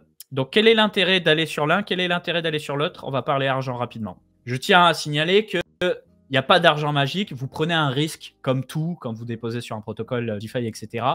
Qui a un piratage, qui se barre avec la caisse, ce que vous voulez. Bon, se barrer avec la caisse, j'y crois pas trop. Piratage, tout est envisageable. Ce sera un cauchemar. Qu'on soit bien d'accord, ce sera un cauchemar. Donc, si vous déposez sur EigenLayer, vous êtes sûr que tous les airdrops liés à EigenLayer, vous allez les croquer parce que c'est la façon native de faire les choses. Par contre, ces protocoles de staking, de liquid restaking, eux, vont probablement proposer un jeton. On sait par exemple que Kelp va proposer un jeton, que Swelo va proposer un jeton pour les gens qui viennent justement restake chez eux. Donc c'est à vous de voir combien il faut déposer. Est-ce qu'il faut poser un Ether entier 0,4 machin? J'ai rien. Moi, ce que je peux vous dire, c'est que vu les frais de transaction pour aller déposer, mettre 0,1 Ether, je pense que ce sera insuffisant. Moi, je pense que dans les jours qui arrivent là, je vais poser un Ether sur l'un d'entre eux et 0,4 Ether sur d'autres, histoire d'être sur plusieurs protocoles et croquer plusieurs airdrops. C'est la stratégie que je me suis mis dans la tête, que je vais exécuter très probablement dans les jours qui arrivent. À vous de voir. Pour le moment, on a 3 projets. Donc, Rio aussi, pas mal. Ether Finance, il y a pas mal de gens calés qui m'en ont reparlé aussi. Ouais. Bon, on va surtout parler de Rio et de Ether Finance. Ouais, et d'EtherFi, tout à fait. Et pour le moment, Rio, tu ne peux pas encore restake chez eux. Voilà, pour ceux qui se posent la question. Ouais, c'est pas encore release. C'est pas encore release. Pour le moment, il n'y a que les 3 que vous voyez ici, en fait. Hein. Et Swelo sous peu. D'ailleurs, il y a une interview d'un membre de Swelo sur la chaîne de Journal du Coin, n'hésitez pas à la regarder. Donc après, au niveau de qui, pour le moment, monopolise l'attention, eh bien, c'est EtherFi. Ouais, pourquoi? Parce qu'EtherFi, regardez, je vous le montre, comme ça, on n'est pas dans la théorie, on est directement dans la pratique. EtherFi, t'arrives, on te dit Stake Now, tu cliques sur Stake Now, je vais connecter mon wallet 2 secondes. Tu arrives sur Stake Now, on te dit tu déposes un Ether, on te file un Ether. Voilà, il n'y a qu'une étape. Tu vas sur Kelp. Le truc, c'est que Kelp, tu arrives, tu dis Restake Now, on te dit de déposer des Ethers. On ne te dit pas de déposer, de déposer des EtherX, là, ETHX. Donc en fait, il faut, si vous voulez, Kelp est un produit qui appartient à Stadder. Donc il faut que tu ailles sur Stadder pour déposer ton Ether, pour obtenir de l'EtherX, donc une première transaction, et ensuite que cet EtherX, tu viennes le déposer sur Kelp. Donc 2 transactions, 2 fois plus de frais. Ouais. Et potentiellement 2 fois plus de risques. Après, tu peux mettre quand même tes ST Ether, en mode tes ouais, Ether sur Lido. T'as ceux de Lido et t'as ceux de Frax. Donc à vous de voir. Voilà, donc le côté semble avoir conquis le cœur des gens. Il y a aussi Renzo, et Renzo, je sais plus trop ce qu'ils moi, les gars à Calais, ils me disent EtherFi. Et EtherFi, je crois qu'ils ont des bons copains en partenaire. Ouais, Pendle, etc. Mais il n'y a pas que. Et il y avait qui, tu me disais, en Rio. Rio, ils ont l'air d'avoir du très lourd. Non, on en a beaucoup parlé, ouais. Je retrouve pas le site. Ah voilà, Rio Network, pardon. Ouais. Vous scrollez. Ouais, c'est ça, mais il n'y a rien dessus. Mais j'avais vu un truc avec les partenaires sur mobile. J'ai l'impression que le site mobile est pas le même. Attends, je me permets 2 secondes. Clic droit, inspecter. Je me mets en mode mobile. Mais ça, sur Twitter, j'en entends encore peu parler, Bref. honnêtement. Non, j'ai pas l'info. Donc c'est pas grave. Il y a une guerre. Voilà. Donc le risque, c'est le piratage. Le gain, c'est toucher des miettes de yield, des 4 ou 5% en Ether à l'année, plus croquer des airdrops. Voilà. Des airdrops de tous les partenaires EigenLayer. Alors sachant que, comme on vous disait dans l'émission, si vous stakez nativement sur EigenLayer, vous êtes sûr de croquer les airdrops. Si vous passez par le protocole de Liquid Restaking, il faut s'assurer qu'ils aient communiqué et qu'ils aient dit oui, on redistribuera les airdrops. Et après, comment ça se passera, je ne sais pas. Apparemment, EtherFi, là, ils l'ont annoncé. Ok. Bon bah voilà, ceci explique cela. Donc mon Ether, je vais le mettre sur EtherFi. Merci Léo, j'ai compris. Ensuite, Hundo, parce que vous avez posé la question. Hundo, nouveau projet Real World Assets qui a beaucoup fait parler de lui. Depuis longtemps, un petit moment. Le jeton a bien performé parce qu'il vient de sortir. Vous pouvez investir sur des bons du Trésor. Vous pouvez investir, je crois, sur des ETF BlackRock, Bitcoin. Donc plein de produits Real World Assets. Très gros, ouais. Et juste un truc, moi, Hundo, ça fait un moment que j'essaie de les interviewer. C'était il y a quelques mois. Il y a quelques mois, j'ai voulu les interviewer. J'ai eu aucune réponse de mémoire.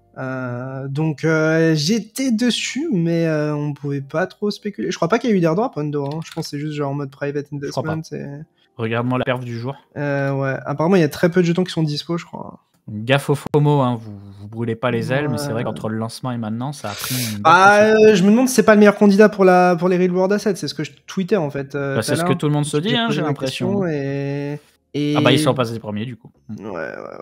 Je sais pas. En vrai, centrifuge et tout, genre, enfin, je sais pas. Moi, en fait, quand j'ai vu Larry Fink, dire en mode les Real World Assets, c'est vraiment le futur et tout encore récemment, et que j'ai vu aucun gros jeton pump quasiment dans cette narrative-là, je me suis dit, attends, c'est chelou, tu vois. Et je me demande si Hundo serait pas le bon proxy. Pendle aussi. Pendle big, hein, il bosse avec beaucoup de gens. Hein. Il y a Arthur Hayes qui s'est calé dessus récemment. Il y a beaucoup de protocoles de restaking où tu peux faire du ledge restaking aussi. Alors là, on est sur un niveau de risque encore, je parle même pas. Surtout que j'y connais rien, moi, en tout ce qui est levier. Alors, levier en DeFi, j'en parle même pas, mais il y a cette possibilité-là. Voilà. Donc, il bosse avec beaucoup de monde. Qu'est-ce que je me suis noté ensuite? Multiversix va devenir EVM. Donc, on vous parle souvent d'Avalanche, de blockchain, etc. Il faut savoir que c'est un petit peu comme un NIR protocole, Multiversix, vous avez différents shards, eux ils utilisent du sharding pour le coup, et l'idée c'est d'avoir un de leurs shards qui serait EVM. Affaire à suivre du coup, j'avais envie de vous en parler. Et la shard EVM elle s'appelle Onefinity Chain, EVM compatible Sovereign Shard. Bon, les tokenomics de dimension, on a déjà fait le point tout à l'heure, donc pas la peine. Ensuite, vous pouvez surveiller votre éligibilité aux airdrops Cosmos avec cette page. Alors, si vous avez peur, pas besoin de se connecter. Hein. Vous n'êtes pas obligé de vous connecter. Hein. Je vous mets ça dans le chat. En gros, vous tapez votre adresse soit Cosmos, soit Injective, soit Ethereum, soit Solana, et il va vous dire en fait si vous êtes éligible ou pas à sa connaissance. Voilà, donc super pratique. Et vous n'êtes pas obligé d'avoir un wallet Leap. Mais voilà, pour ceux qui ne connaissent pas Leap Wallet, c'est un concurrent de Kepler pour manipuler des jetons de l'écosystème Cosmos. C'est un bon wallet aussi. Vous avez l'équivalent pour Solana sur cette page. Posez votre adresse et il vous le dit. Ça peut vous aider. Sans avoir à se connecter encore une fois. On vous invite pas à vous connecter sur ces sites-là, hein, qu'on soit clair. À éviter, effectivement. Pour ça, on s'en fout. Satoshi VM. VM, ouais. Bon, bah moi j'étais 150 sur le 150 millions de volume sur Uniswap en 24 heures en spot. J'ai pété un plomb, gros. Moi, on a fait quasiment plus de volume que sur Ether USD ou Ether Wrapped Ether, un truc comme ça sur Uniswap. J'étais choqué. Mais encore une fois, voilà, les influx ont pris x200 dessus. La majorité ont dump de ce que j'ai vu, du Fred Bubble Maps, etc. Je vous dis pas que ça peut pas moon, etc. Mais c'est juste que ça fait partie des lancements un peu inédits et bizarres à mes yeux. Ouais, alors il y a plusieurs trucs. Pas trop les lancements qu'on aime voir, quoi. Il y a plusieurs trucs, c'est que en gros là en ce moment il y a plein de boîtes à outils qui se créent pour créer des layers 2, etc. Donc, notamment des layers de Bitcoin. J'ai lu sur Internet, j'ai pas vérifié, mais apparemment, Satoshi VM, c'est basé sur Bull Network. Mais du coup, vous allez voir un nombre incalculable de layers 2 sur Bitcoin qui vont vous proposer de l'EVM, etc. L'avenir dans tout ça, je suis pas très convaincu du truc, mais bon, on verra bien.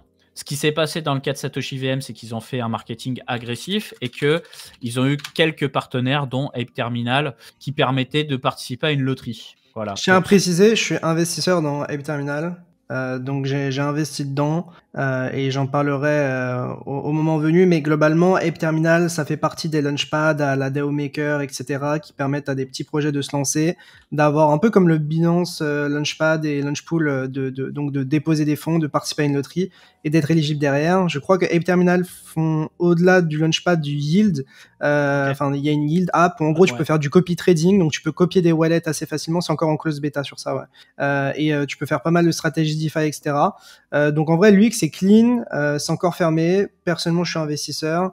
Mais voilà, ça fait partie des trucs assez sympas. J'ai investi aussi parce que les tokenomics c'était pas à chier et que le projet a l'air vraiment clean de ce qu'ils ont lancé et tout. Bon, c'est des petits projets avec des gros multiplicateurs. Bon voilà, ils mettent très peu d'argent disponible avec des small caps et du coup vu que c'est oversubscribed, il y a forcément une demande bien supérieure au supply qui est disponible, donc forcément ça pète, etc. Mais voilà, Ape Terminal c'est un peu un DAO Maker bis qui est un peu hype en ce moment, un peu plus dégène et qui va au-delà de ce que DAO Maker fait, et je trouve ça très intéressant. Moi je suis investi dedans. Est-ce que j'aurais investi dedans avec un jeton qui est disponible si j'avais pas investi dedans en pre-sale? En vrai, je pense, c'est possible. En tout cas, je pense que c'est un truc. Ça dépend des tokenomics et du supply qui aurait été disponible si j'étais pas en pre-sale, mais pour moi, c'est assez intéressant. Et après, encore une fois, le jeton va être utilisable aussi pour farmer ses loteries, pour participer au launchpad, etc. Mais je pense que dans la plupart des cas, vous n'avez pas forcément besoin d'avoir un jeton pour ces launchpads-là pour performer, dans le sens où, un peu comme sur PIF ou sur TIA, etc., je pense qu'il y aura la possibilité d'acheter le jeton et de shorter l'équivalent sur les dérivés pour ne pas être exposé au jeton et participer à ces loteries-là. Mais actuellement, il n'y a pas de jeton, donc vous pouvez participer aux loteries sans jeton, etc. Après, vu que c'est super oversubscribed, donc il y a beaucoup plus de gens qui veulent investir que de trucs dispo. Voilà, quoi, voilà. En tout cas, un des trucs assez intéressants qui s'en dégage, et j'ai l'impression qu'on peut avoir une launchpad season. Et c'est un peu ce qu'on voit déjà avec Binance, avec Altelayer, ce qu'on voit avec Ape Terminal, avec Satoshi JVM et d'autres trucs. Donc voilà. Et je serai clair par rapport à... Je serai clair par rapport à la valo à laquelle je suis rentré, aux jetons, aux wallets, ce genre de choses. Je serai très, très clair par rapport à ça. Yes. Oui, et d'ailleurs, on en profite. Là, on est à une période de marché où on a le privilège d'avoir des propositions de pre-sale. On en a accepté quelques-unes, d'autres pas. On vous disposera il y a un bon 50-70% qu'on refuse, hein, qu'on soit clair. Non, mais c'est surtout, on vous dira, et s'il y a un manque de transparence, bah, vous nous le dites. Nous, on essaie de faire le plus transparent possible, sincèrement, voilà. Et pour rebondir sur ça, parce que en gros, j'ai écrit un thread que je publierai probablement bientôt, notamment au sujet de GameGPT, etc. En fait, moi, je vais tout faire pour être transparent. Le problème, c'est que moi, j'ai des allocations qui sont communes avec d'autres gens de la Team Coin Academy, en fait. Et donc, peut-être que des gens de la Team Coin Academy se mettront à vendre, alors que moi, je vends pas. Et donc, ça pourra peut-être créer de la confusion par rapport à mes mouvements. Donc, à voir ce que je fais. Genre, est-ce que je redistribue proportionnellement les jetons lorsqu'on les reçoit dans les différents wallets des membres de la Team Coin Academy, et que je vous partage mon wallet et ce que je fais dessus. Moi, en vrai, j'ai pas de souci à faire ça. Encore une fois, moi je me veux transparent. En vrai, je m'en fous, les gars. Franchement, très sincèrement, il n'y a pas besoin d'acheter un jeton pour utiliser la majorité des apps la plupart du temps. Si vous en avez besoin, vous pouvez très bien shorter l'équivalent sur les dérivés. Enfin, il y a plein de moyens, et moi je suis pas là pour vous shield un token, pour absolument vous shield un token, quoi. Et donc, si je vous partage le truc, c'est juste parce que je suis investi dedans et que j'ai envie d'être transparent avec ça. Mais l'objectif, c'est pas de vous dire achetez au listing et que derrière ça se casse la gueule. Honnêtement, je suis pas mal optimiste sur ce projet-là. De ce qui s'en dégage et de ce qu'ils ont fait avant que le jeton sorte, c'est plutôt cool, mais je tiens à dire que c'est important de mettre tout ça en perspective et que, encore une fois, vous pouvez neutraliser votre exposition tout simplement avec les dérivés s'il y en a à la sortie, quoi. Yes, moi peut-être que je travaillerai avec GameFi, c'est en cours de discussion, voilà, un launchpad gaming. Donc voilà, on va bosser avec beaucoup de gens, là, histoire d'être transparent une dernière fois et on enchaîne sur l'émission. Le site Coin Academy se porte bien. On a forcément beaucoup plus de propositions qui sont faites, des gens qui ne nous répondaient pas forcément avant, qui là ont envie d'accélérer parce que le marché bouge, les statistiques qui suivent, que ce soit sur Twitch, YouTube, etc. Merci beaucoup pour le sub. Donc ça va bouger. Le but, c'est pas du tout de vous prendre pour des vaches à lait, on va trier sur le volet, mais vous allez voir que potentiellement niveau sponsoring, on va quand même être un petit peu plus sur cette période-là. Peut-être pour compléter sur ça, parce que pour moi c'est très important, surtout vu ce que j'ai écrit, etc. Il y a plein de choses dans lesquelles on a investi et dont on vous parlera jamais, Pas parce qu'on n'a pas envie de vous en parler, mais parce que des fois, ça fait juste pas sens et qu'on n'est pas obligé de parler de tout ce dans quoi on investit. Alors évidemment, si on mentionne quelque chose et qu'on a investi dedans, on le dira. Mais il y a des projets dans lesquels on investit et dont on n'aura jamais parlé en live ou en article, etc., que ce soit clair. Donc, ce que je veux dire par là, c'est qu'on n'est pas obligé de parler de ce dans quoi on investit. Et si on est obligé de le faire, c'est que vraiment on a de la conviction dedans et on vous le dira. Mais l'objectif, c'est pas de dire, ok, genre je reçois une alloc en échange de marketing et je tweete parce que j'ai pas le choix. Non, l'objectif, c'est de dire, ok, genre j'investis dans ce truc-là, il y a une contrepartie marketing, mais je suis convaincu par le truc, donc je le fais, mais je le fais de manière transparente avec les disclaimers. C'est pas l'objectif, c'est pas de vous push de la merde parce qu'on a besoin d'une alloc pour ça, ici et ça. Et encore une fois, moi, je suis investi en equity chez Node Guardians, je suis investi en equity chez Bubble Maps, je suis investi en equity dans pas mal de boîtes, même par exemple en niveau jeton, je suis investi chez CrossVages, je suis investi chez Massa, etc. Et pour autant, je pense que vous n'avez jamais vu en parler publiquement quasiment. Et je le ferai que si j'ai envie, ou j'en ai le besoin, ou que ça me semble intéressant de le faire. Mais je le ferai pas, voilà, juste pour vous envoyer au charbon, quoi. Qu'on soit clair. Et encore une fois, faut mettre les choses en perspective. Voilà, genre Massa, c'est pas GameGPT, qu'on soit clair. DYDX, c'est pas GameGPT. CrossVages, c'est pas GameGPT. C'est pas une raison pour push de la merde. Et les trucs dont on parle ou dans lesquels on investit, on le fait par conviction, quoi. Exactement. C'est-à-dire que, en fait, on va s'arrêter là-dessus. Un truc qui pue, j'y vais pas. Voilà. Enfin, c'est-à-dire, si, en gros, un truc qui pue, mais je me dis, il peut faire x10, mais j'ai pas besoin de vous en parler, je l'achète, j'ai pas besoin de vous en parler. Ouais, c'est toi, l'investisseur, le spéculateur, c'est ton argent et ça coûte personne d'autre. Ouais. On nous dit, je te fais rentrer dans mon truc qui pue, mais tu dois en parler. Bah, si ça pue, j'en parle pas. Et ça, on a reçu beaucoup de propales sur ça, hein, mais nous, on a refusé. C'est en gros, si je pouvais faire le truc dans mon coin, c'est mon risque, c'est mon problème. À partir du moment où je mets des gens dans la boucle, bah je réfléchis pour les autres. En fait, ça s'arrête à ça. Du coup, on va avoir du restaking sur du Solana, du Avalanche, du BTC via différents projets. On a Picasso qui est un projet sur Polkadot qui fait l'interface entre Polkadot, Cosmos et d'autres layers. On a Cosmawax qui est un subnet de Avalanche basé sur le Cosmos SDK, et on a Babylon qui est un projet qui va permettre d'importer du BTC wrappé. Enfin, je sais même pas si c'est du wrappé ou si c'est une sorte de natif sur l'écosystème Cosmos. Donc, on va avoir du restaking de partout, et donc ça veut dire qu'on va pouvoir sécuriser d'autres réseaux avec du Sol, du AVAX, du BTC, des stablecoins. Ça va être très très intéressant. Je pense que là, on commence à être bon sur le Fonda. C'est vrai que je vous ai tartiné la tête de trucs techniques. J'espère que ça vous a plu. En tout cas, je terminerai sur le fait qu'on aura une vidéo à peu près tous les 2 ou 3 jours sur ma chaîne YouTube sur différents sujets, dont un live que j'ai fait avec mon ami l'infréquentable et Picsou, où on a parlé de plein de trucs, où on était encore dans la découverte du restaking. Donc là, je vous ai parlé de est-ce que ça va mal finir, mais plein d'autres débats, de la vidéo avec Big Time, avec d'autres projets sympas, et on se voit au Crypto XR. Maintenant, je vais laisser la main à mon ami Léo pour qu'il vous parle un petit peu de sa vision sur la partie technique. Yes. Hop, je partage mon écran, j'enlève le tien et on est bon. Donc on est parti pour la partie analyse technique et globalement spéculation de cette petite masterclass en live. Pour ceux qui ne savent pas, on fait un live tous les dimanches avec Capet. Si vous voyez Capet ne pas parler, c'est normal parce que on parle chacun dans nos petites sections, une section news, une section fonda, une section technique, mais évidemment Capet, tu n'es pas empêché de parler sur la de partie l'interrompre. Tu peux le faire, il n'y a aucun souci. Mais je tenais à être clair pour YouTube. Voilà, si jamais vous êtes sur YouTube, n'hésitez pas à mettre un petit like et à vous abonner, c'est pas déjà fait.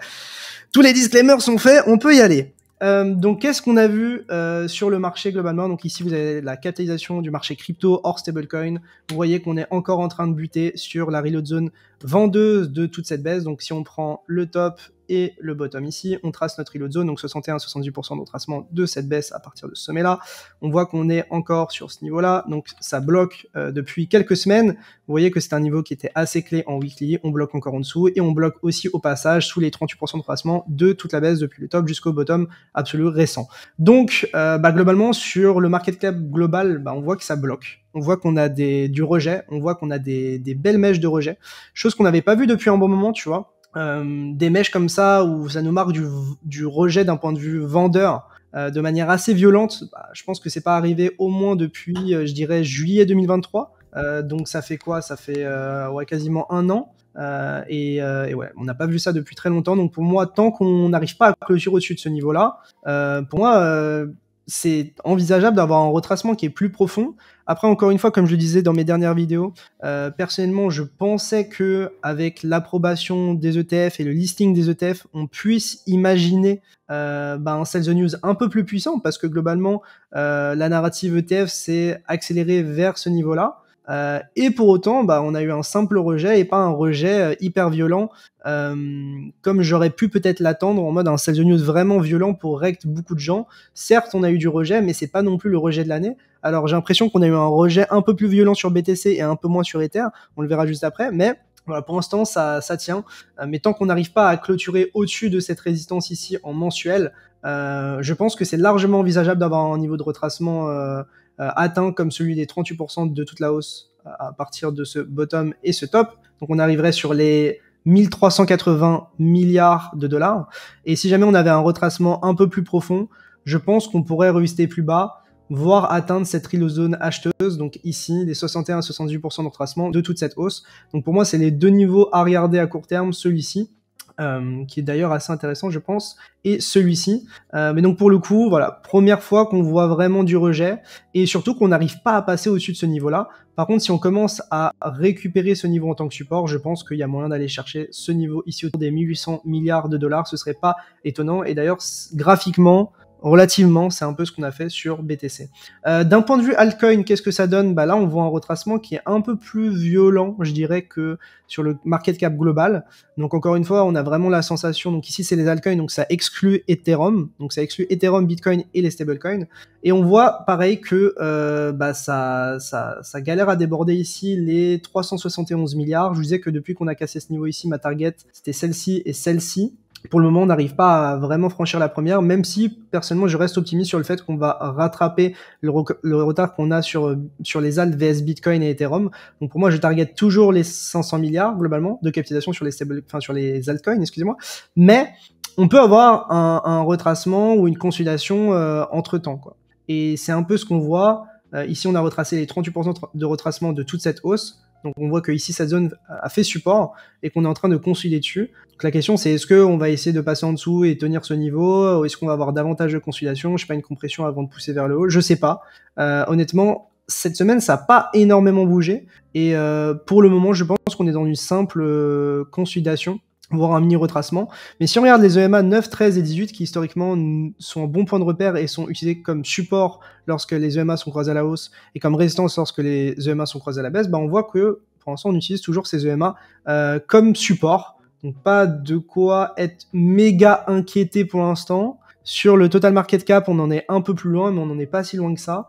Donc voilà, si jamais on a un retracement un peu plus violent et que derrière on arrive à récupérer les niveaux de support, je pense que ça peut être assez intéressant de monitorer. D'un point de vue capitalisation des altcoins divisé par Bitcoin, donc la force relative des altcoins vs BTC, on voit que on a réussi à récupérer ce niveau ici qui était pour moi la borne haute de ce range dans lequel on était en train d'osciller. Donc pour moi, tant qu'on se maintient au-dessus de cette zone rouge ici, les feux sont ouverts sur les altcoins. Par contre, si on commence à perdre ce niveau ici, je pense que l'objectif sera la borne basse du range, voire un peu plus bas. Et donc à ce moment-là, on pourrait voir les altcoins largement sous-performer Ethereum et Bitcoin en même temps. Donc pour l'instant, tant qu'on ne perd pas ce niveau rouge, tout va bien. Et tant qu'on ne perd pas ce niveau rouge, en réalité, moi je vise au moins les 10,60 millions de Bitcoin en capitalisation d'altcoin. Donc sur les capitalisations du marché, des altcoins et des altcoins en paire BTC, purement graphiquement, bearish sur la capitalisation du marché tant qu'on ne déborde pas les 1530 milliards. Mais si jamais on a un petit retracement ici et une récupération du support, je peux repasser bullish, mais être vraiment bullish sous résistance, sous les 38% de retracement de tout le cycle et ce niveau en mensuel, pour moi c'est vraiment compliqué. Donc je dirais qu'un retracement est largement envisageable et qu'il faut faire très attention. Sur les altcoins, je reste bullish en macro, entre guillemets, tant qu'on ne casse pas les 270 milliards. Donc même si on a un retracement plus profond sur les altcoins, je reste optimiste tant qu'on garde ce niveau ici. Et en cours de route, si jamais on a davantage de consolidation, plutôt optimiste. Je suis plus optimiste sur les altcoins que la capitalisation globale du marché, ce qui est assez surprenant. Et de même, en fait, pour altcoin vs BTC, tant qu'on maintient ce niveau ici, je pense que les alts en paire BTC ont pas mal d'upside à aller chercher. Donc c'est assez c'est assez perturbant, tu vois. Encore une fois, j'ai expliqué dans mes précédentes vidéos parce que je suis pas le plus optimiste sur BTC, je suis pas le plus pessimiste sur Ether. Je suis assez optimiste sur les altcoins, je suis pas très optimiste sur l'accusation du marché. Donc, quand tu as des biais ou des opinions qui sont assez différentes sur un marché qui reste globalement entièrement très corrélé, en fait, tout ce que ça me dit, c'est que je peux pas prendre des tailles de position trop conséquentes. Quand j'ai des signaux ou des informations qui varient largement alors que c'est des actifs globalement corrélés, tout ce que ça me dit, c'est que ma vision n'est pas aussi claire que par le passé et que si je prends des trades, je dois réduire ma size. C'est tout ce que ça veut dire. Surtout quand on atteint des résistances qui sont assez majeures. Donc, est-ce que je suis encore en short sur BTC ? Je ne suis plus en short sur BTC, même si je pense qu'on peut aller plus bas. J'avais pris un short à 46 000, mais globalement, ma moyenne était autour de 47-48 ici.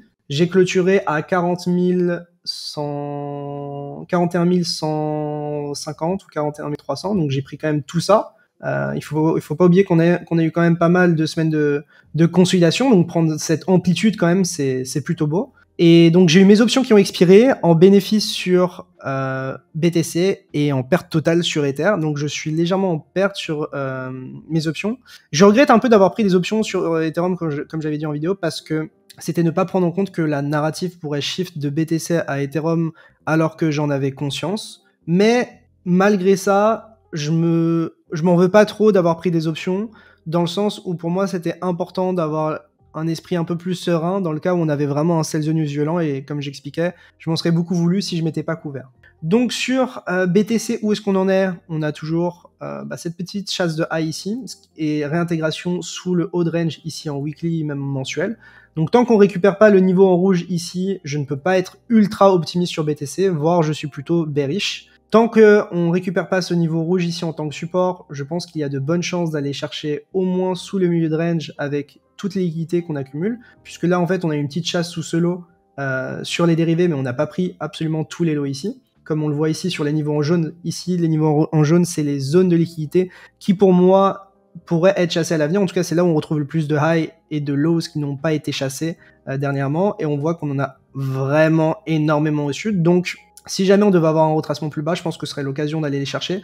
Pour autant, voilà, après un événement aussi important, le fait que le sell the news soit aussi faible pour le moment me laisse entendre que le marché est plutôt fort, dans le sens où on a eu quand même Grayscale cette semaine, je crois, qui a envoyé des milliards de dollars de Bitcoin sur Coinbase, en tout cas sur la custody de Coinbase.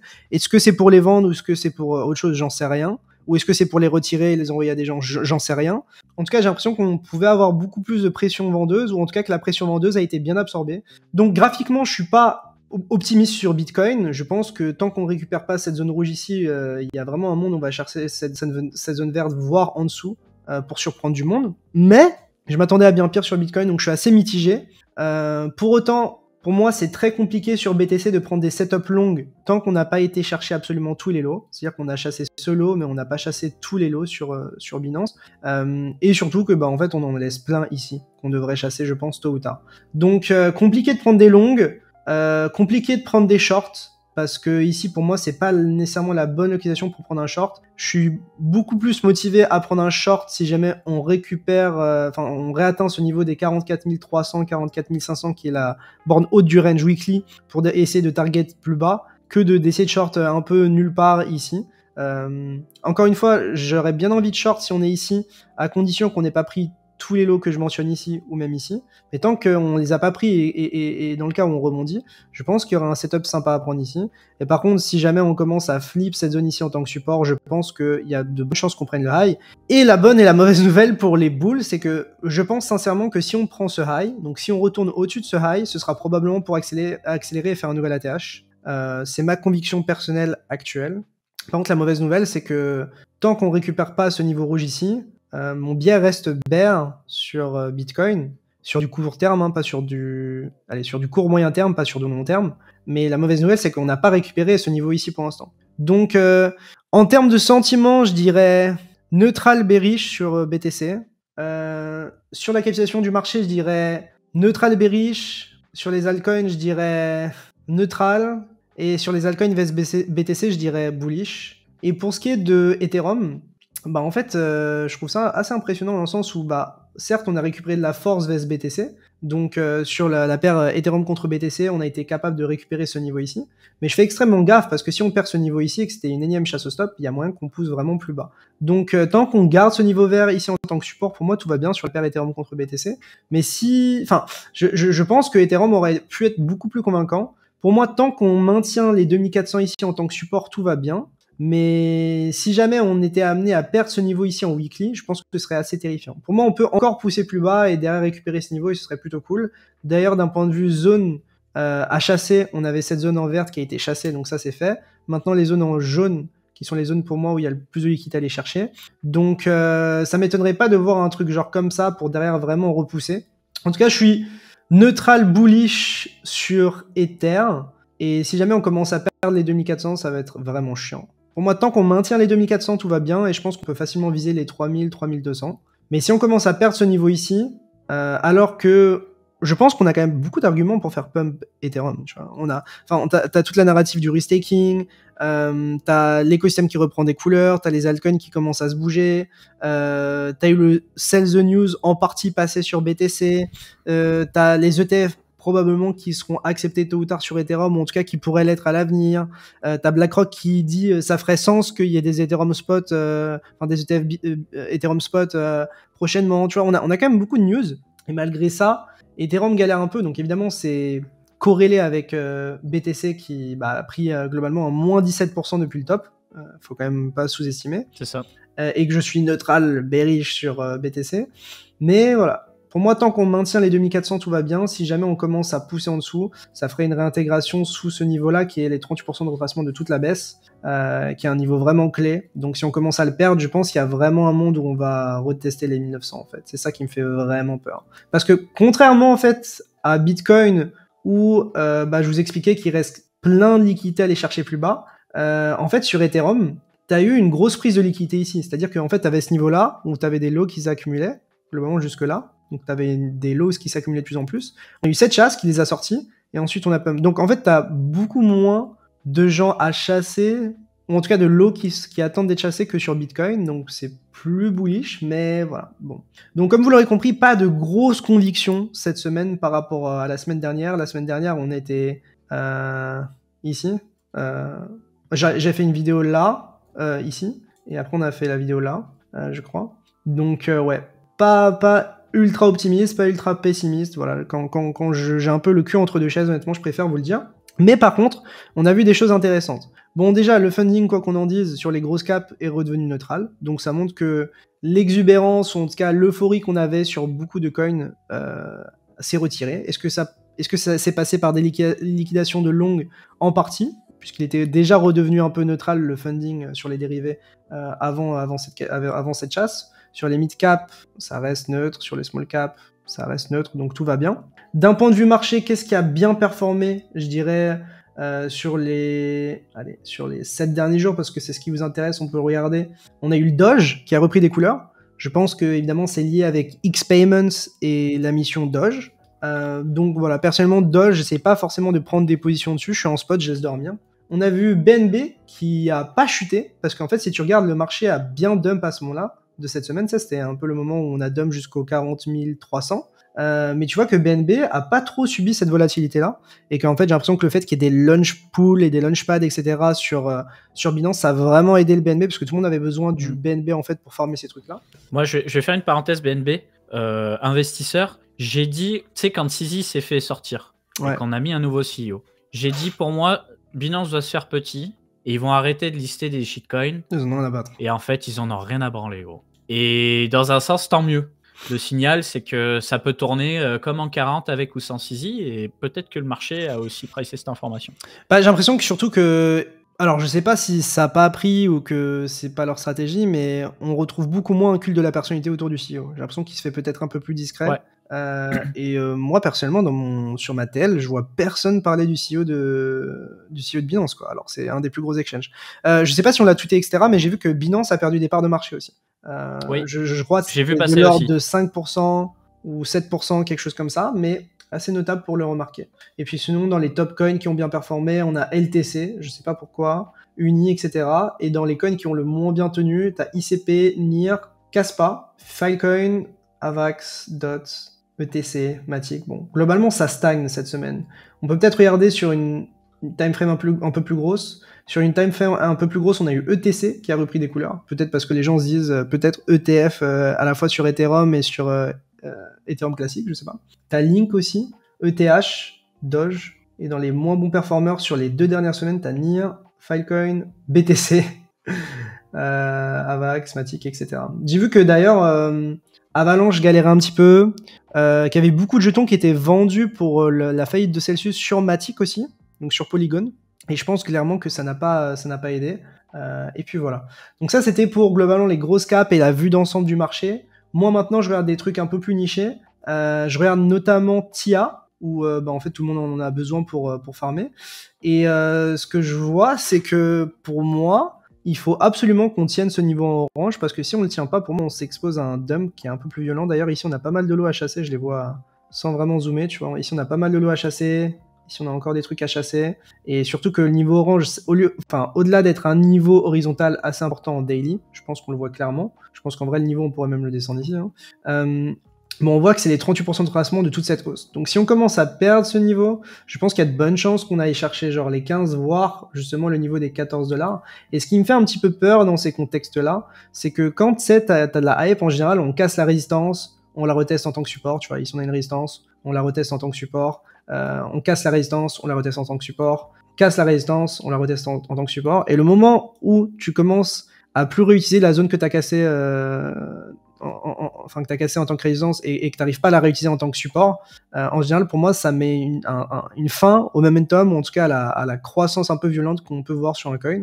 Donc c'est pour ça que je fais extrêmement gaffe. Pour moi, si jamais on prend les lots et qu'on récupère ce niveau orange, tout va bien. Par contre, si on commence à le perdre, je me dis que ça pourrait être dump, et si TIA commence à dump et que les gens sont pas couverts, t'as un unstaking qui prend 21 jours, et donc je me demande si ça pourrait pas genre commencer à se casser la gueule tout doucement. Je pense que ça va pas mal dépendre aussi de la hype qu'il y a autour des airdrops pour les stakers de Celestia. Et voilà, je pense que s'il y a un gros truc qui sort et que les stakers de Celestia prennent encore, ça pourrait encore motiver de nouvelles personnes. Mais à court terme, je parlais évidemment à court terme, je me demande si ça pourrait pas un petit peu ralentir.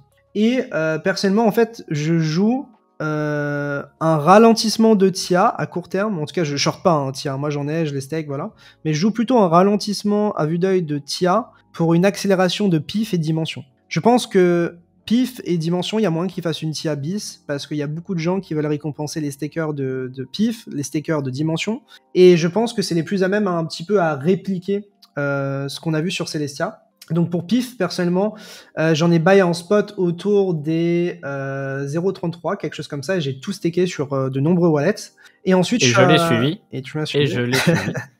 Et ensuite, je me suis positionné sur les dérivés, donc j'ai in autour des 0,37, avec un stop loss ici pour targeter un nouvel ATH, puis de la découverte de prix, si on prend pas en compte cette mèche, quand on parle d'ATH. Et depuis, j'ai remonté mon stop. Donc globalement, je suis rentré ici, et mon stop loss, c'est ici. Donc là, je risquais 1 R. Donc pour les gens qui sont plutôt tradis comme moi, c'est 1% de mon capital de trading. Et donc maintenant, je risque plus que ça. Donc je pense 25% de ce que je risquais initialement.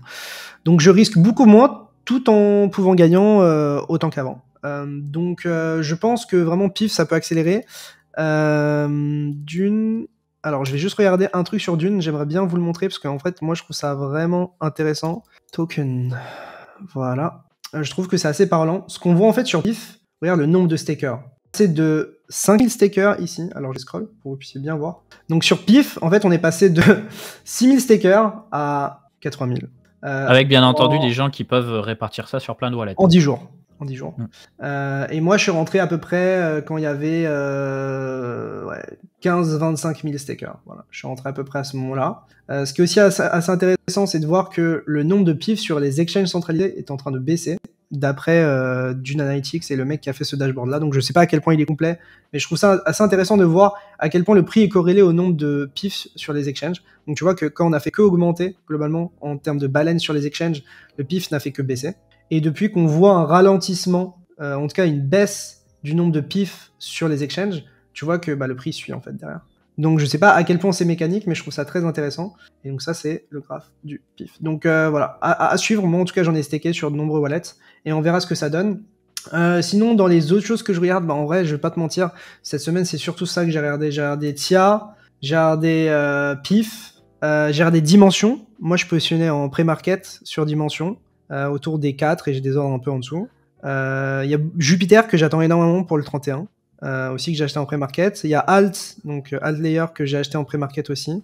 Et sur lesquels je mets vraiment des petits ordres. En gros, ma plus grosse size en pré-market, c'est Jupiter, ensuite c'est Dimension, et ensuite c'est Alt. Mais moi, je joue vraiment une saison similaire à TIA pour Dimension. Donc en gros, moi je pense qu'on peut répliquer quelque chose comme ça, et tout le monde va se dire c'est quoi le prochain TIA, c'est quoi le prochain truc, et bah je pense que ces gens-là vont s'orienter vers PIF et vers Dimension. Peut-être que ça marchera pas, peut-être que cette hype va s'essouffler, peut-être que le marché va aussi retracer, que mon biais neutral bearish va nous mener à plus de retracement, ce qui pourrait impacter aussi la hype qu'on a sur ces trucs-là et la croissance de ces jetons-là. Mais c'est principalement ce que je regarde de mon côté. Qu'est-ce que je regarde aussi beaucoup je regarde les indices. Sur le S&P, on a fait un nouvel ATH. Je pense que c'est assez important de le noter. On a fait un nouvel ATH sur le S&P. Sur le Nasdaq, on a fait aussi un nouvel ATH. On a le gold aussi qui est en train de retester un prix assez intéressant. Mais voilà, globalement, si le S&P va bien et le Nasdaq va bien, bon, en vrai, on va pas se plaindre. Ouais. Et qu'est-ce que je regardais d'autre? Je voyais le dollar aussi, qui avait bien rebondi sur cette zone verte que je visais depuis qu'on avait perdu ce niveau ici. Voilà, à voir s'il perd en vitesse ou pas. Pour moi, si on commence à déborder sous ce lot, ici, sous les 100.5, 100.7, pour moi, c'est bull market parabolique. Ou en tout cas, ça peut être le moment où tout accélère. Parce que historiquement, le moment où genre t'as un dollar qui commence vraiment à se casser la gueule, c'est le moment où genre les gens ont envie de mettre plus d'argent sur les USCon, etc. Et peut-être que je peux le montrer, mais hop, je vais cacher ça et je vais montrer peut-être BTC. Tu vois que historiquement, BTC a bien perf quand le dollar baissait là, qu'il a bien perf pendant que le dollar baissait ici, qu'il a bien performé et qu'il a posé son bottom en même temps que le top du dollar ici. Donc je me dis que si jamais on perd ce niveau ici sur le dollar, ça peut être peut-être la chose qui va alimenter le prochain bull market. Alors, quand on était ici sur le BTC, je pense que c'était assez petit pour que les marchés soient pas du tout corrélés parce que c'était pas du tout les mêmes acteurs. Mais plus on avance, plus BTC est adopté, plus il y a des big guys de la TradFi, etc. Plus je pense que ça va être corrélé parce que ça va être les mêmes personnes qui trade en fait ces actifs-là. Les gens se disent mais en fait pourquoi les marchés sont corrélés, etc. Mais en fait si t'as les mêmes personnes qui trade les mêmes choses, tu peux t'attendre à ce qu'ils agissent plutôt de la même manière. En tout cas qu'ils aient des comportements qui se répliquent un peu sur ces différents marchés, hein. Et donc c'est ce qu'on voit. Donc voilà. Et sinon, assez marrant de voir aussi que depuis le listing des ETF, bon, on se casse bien la gueule. On a aussi un truc assez intéressant, c'est que lorsque on n'est pas en session US et que les marchés sont fermés, globalement le marché ne bouge pas. Mec, regarde à quel point on bouge pas ce week-end. Genre t'as des pics de volatilité et ça c'est le week-end. Donc, ça a changé Bitcoin. Hein. Des réductions de volatilité pendant le week-end, on a vu, mais là, ça saute aux yeux. Et si tu regardes historiquement, 15h30, c'est vraiment le moment où on a des excès de volatilité. 15h30, pour vous le dire, c'est l'ouverture de la session US. Et donc, c'est le moment où les gens peuvent trader les ETF Bitcoin Spot, en fait. Et donc, 15h30, c'est exactement ce moment-là. Donc, je vais le mettre en rouge. En gros, comme ça vous le voyez. Donc c'est le moment où on a eu vraiment un regain de volatilité. Juste avant 15h30, c'était là. Donc en fait, les gens anticipent et après on part dans un sens violemment. Le jour d'avant, je sais pas si c'était férié ou pas, mais pareil, c'est un moment où on a eu pas mal de volatilité. Donc en fait, maintenant 15h30, c'est vraiment le moment que tout le monde regarde parce que vraiment, en fait, il y a beaucoup de volume sur les ETF spot Bitcoin, quoi qu'on en dise. Et c'est surtout du volume spot, en fait. Je crois pas qu'il y ait de levier sur ces ETF-là. Donc, c'est du pur volume spot. Et a priori, il n'y a pas de wash trading. Enfin, c'est ultra régulé, ultra surveillé, etc. Donc, c'est pas du volume de MEX, quoi.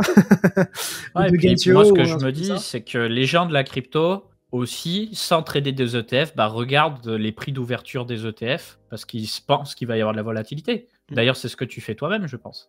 Ouais, après j'évite de... Ouais, évidemment, j'agis en conséquence. Ce qui a été aussi assez intéressant, c'est que je vous disais... Tu sais, j'avais montré ce graphe-là, de la dominance de BTC et du timing avec les halvings.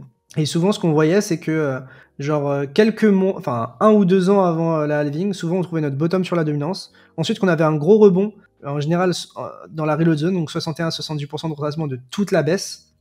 Et que ensuite, juste avant le halving, c'est le moment où on commençait à trouver un top sur Bitcoin pour derrière, après la halving, redonner de l'argent aux alts en fait.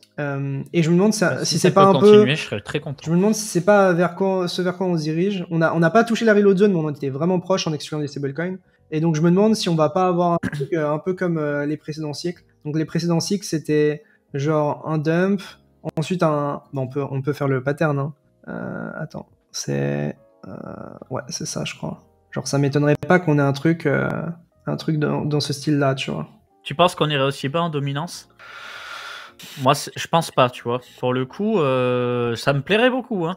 En fait, le problème, c'est que... Enfin, je sais pas si on ira aussi bas, mais en tout cas, je monte juste un mouvement. Tu vois, après le mouvement, il peut être dans une amplitude plus basse. Voilà, tu vois. Ouais, je m'attends à un peu plus comme ça, ouais. En fait, le truc, c'est qu'il faut que tu te dises... En fait, ce market cap Bitcoin dominance, il est vraiment biaisé as fuck, parce que, de ce que je comprends, il inclut les stablecoins.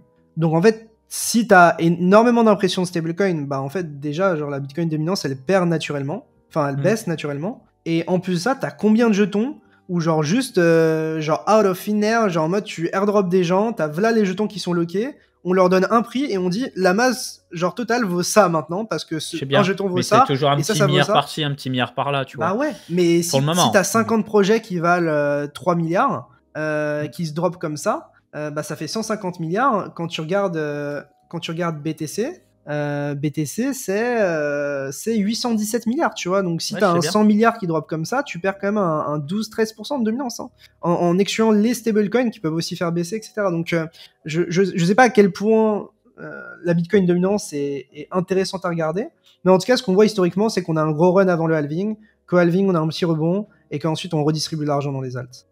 Je sais pas si on reproduira ce pattern encore une fois, parce que le marché est un peu différent, etc. Mais je pense que c'est vraiment pas impossible. En tout cas, ça m'étonnerait pas de voir genre encore un petit peu de baisse de dominance. Après, les gens ils disent « Oh, c'est la halving !» On repart, on fait souffrir tout le monde et ensuite on redistribue tout l'argent dans les stablecoins. C'est pas un truc impossible. En tout cas, en fait, pour moi, c'est difficile de penser qu'avec l'arrivée de la halving, Bitcoin va pas reprendre un peu de force encore. Même si on a pris beaucoup, je pense que il y a beaucoup de gens qui sont trop exposés aux alts et que tu peux encore leur faire mal, quoi.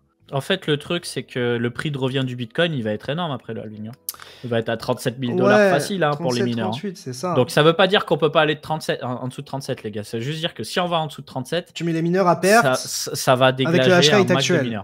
Mais après, le hash rate, il baisse jamais, gros. Il baisse jamais. Mais je sais bien. Donc, ça veut dire que si le hash rate ne baisse pas et qu'on a la halving, le coût de production restera haut, non ? De ce que je comprends. À moins que l'énergie baisse, mais je pense pas que ce sera le cas. Ça baissera pas. Tu vois ce que je veux dire ? Donc, si tu regardes... C'est surtout 30% du hash rate, il est américain, ils ont pas l'énergie. Et d'ailleurs, tu regardes sur 6 mois, là, on a baissé récemment parce qu'au Texas, il y avait des histoires avec le froid, et du coup, ils limitaient l'énergie utilisable, ou je sais plus si c'était ça. C'est ça, mais il reste un petit drop. Ça reste un petit drop à l'échelle du temps, tu vois que c'est peanuts, quoi. Faudrait regarder la halving. Donc la dernière halving, c'était vers mai 2020. Genre, quel impact ça a eu ? Ouais, vers là. T'as eu une petite baisse et puis derrière, on est reparti, quoi. Ok. Bon, voilà. Je pense qu'on va se laisser là-dessus. Mais voilà, sachez qu'en ce moment, j'ai pas un biais hyper fort sur le marché. Que si je prends des positions, c'est avec de la size en moins. Tant que j'ai pas un esprit hyper clair ou une localisation à trader très intéressante. J'ai pas vendu mon spot, comme je l'expliquais, j'ai essayé de couvrir sur les dérivés et sur les options. Sur les options, j'ai perdu un petit peu, j'ai dû perdre genre 25% de ce que j'ai mis ou 30% de ce que j'ai mis sur les options. Par contre, sur mes shorts, j'ai pris des très beaux trades et des très beaux bénéfices, très beaux bénéfices. Et puis maintenant, je suis en bénéfice sur PIV, je sais pas combien de temps ça durera. Et en pré-market, je suis en légère perte sur les deux autres trucs, mais j'ai pas 10 000 positions sur les dérivés, ou je trade pas activement genre 25 coins là. On est un peu dans la période où je patiente, et puis je fais quelques plays qui me semblent obvious ou sur lesquels j'ai un peu l'impression d'avoir de l'avance sur les autres, mais ça s'arrête là. Voilà. Bon, je pense qu'on va se laisser là, les potes. J'espère que vous avez kiffé. Je voulais pas faire le bruit de clavier, je voulais pas me faire engueuler. Mais ouais, bah comme d'hab, hein, une vidéo par jour quasiment sur la chaîne de Coin Academy, des vidéos sur nos chaînes, des streams, on va voir le Crypto XR, des tutos très intéressants pour s'exposer aux différents écosystèmes. Donc franchement, si vous écoutez les contenus, vous savez où faut se placer, dans le sens du vent. D'ailleurs, c'est pas un conseil d'investissement, machin, on n'est pas trop mauvais dans le sens du vent, par contre, voilà, si Bitcoin a décidé de casser l'ambiance, il casse l'ambiance. Et tout le monde part à la cave, ça c'est possible. Mais en tout cas, Voilà, les dès copains. qu'il y a des choses qui changent, ou que j'ajuste mes positions, etc., sachez que je le dis. Mon Discord est entièrement gratuit et accessible de tous. Dedans, je balance vraiment beaucoup de choses. Donc pour ceux que ça intéresse, n'hésitez pas. On a aussi le Discord de Coin Academy dans lequel on est aussi actif. Yes. Donc n'hésitez pas à le Dans rejoindre. la description pour Dans la ceux qui nous description. écoutent. Et voilà, on se retrouve très vite. C'était Pixo, c'était Capet. Et Capet. À Tchuss. très vite.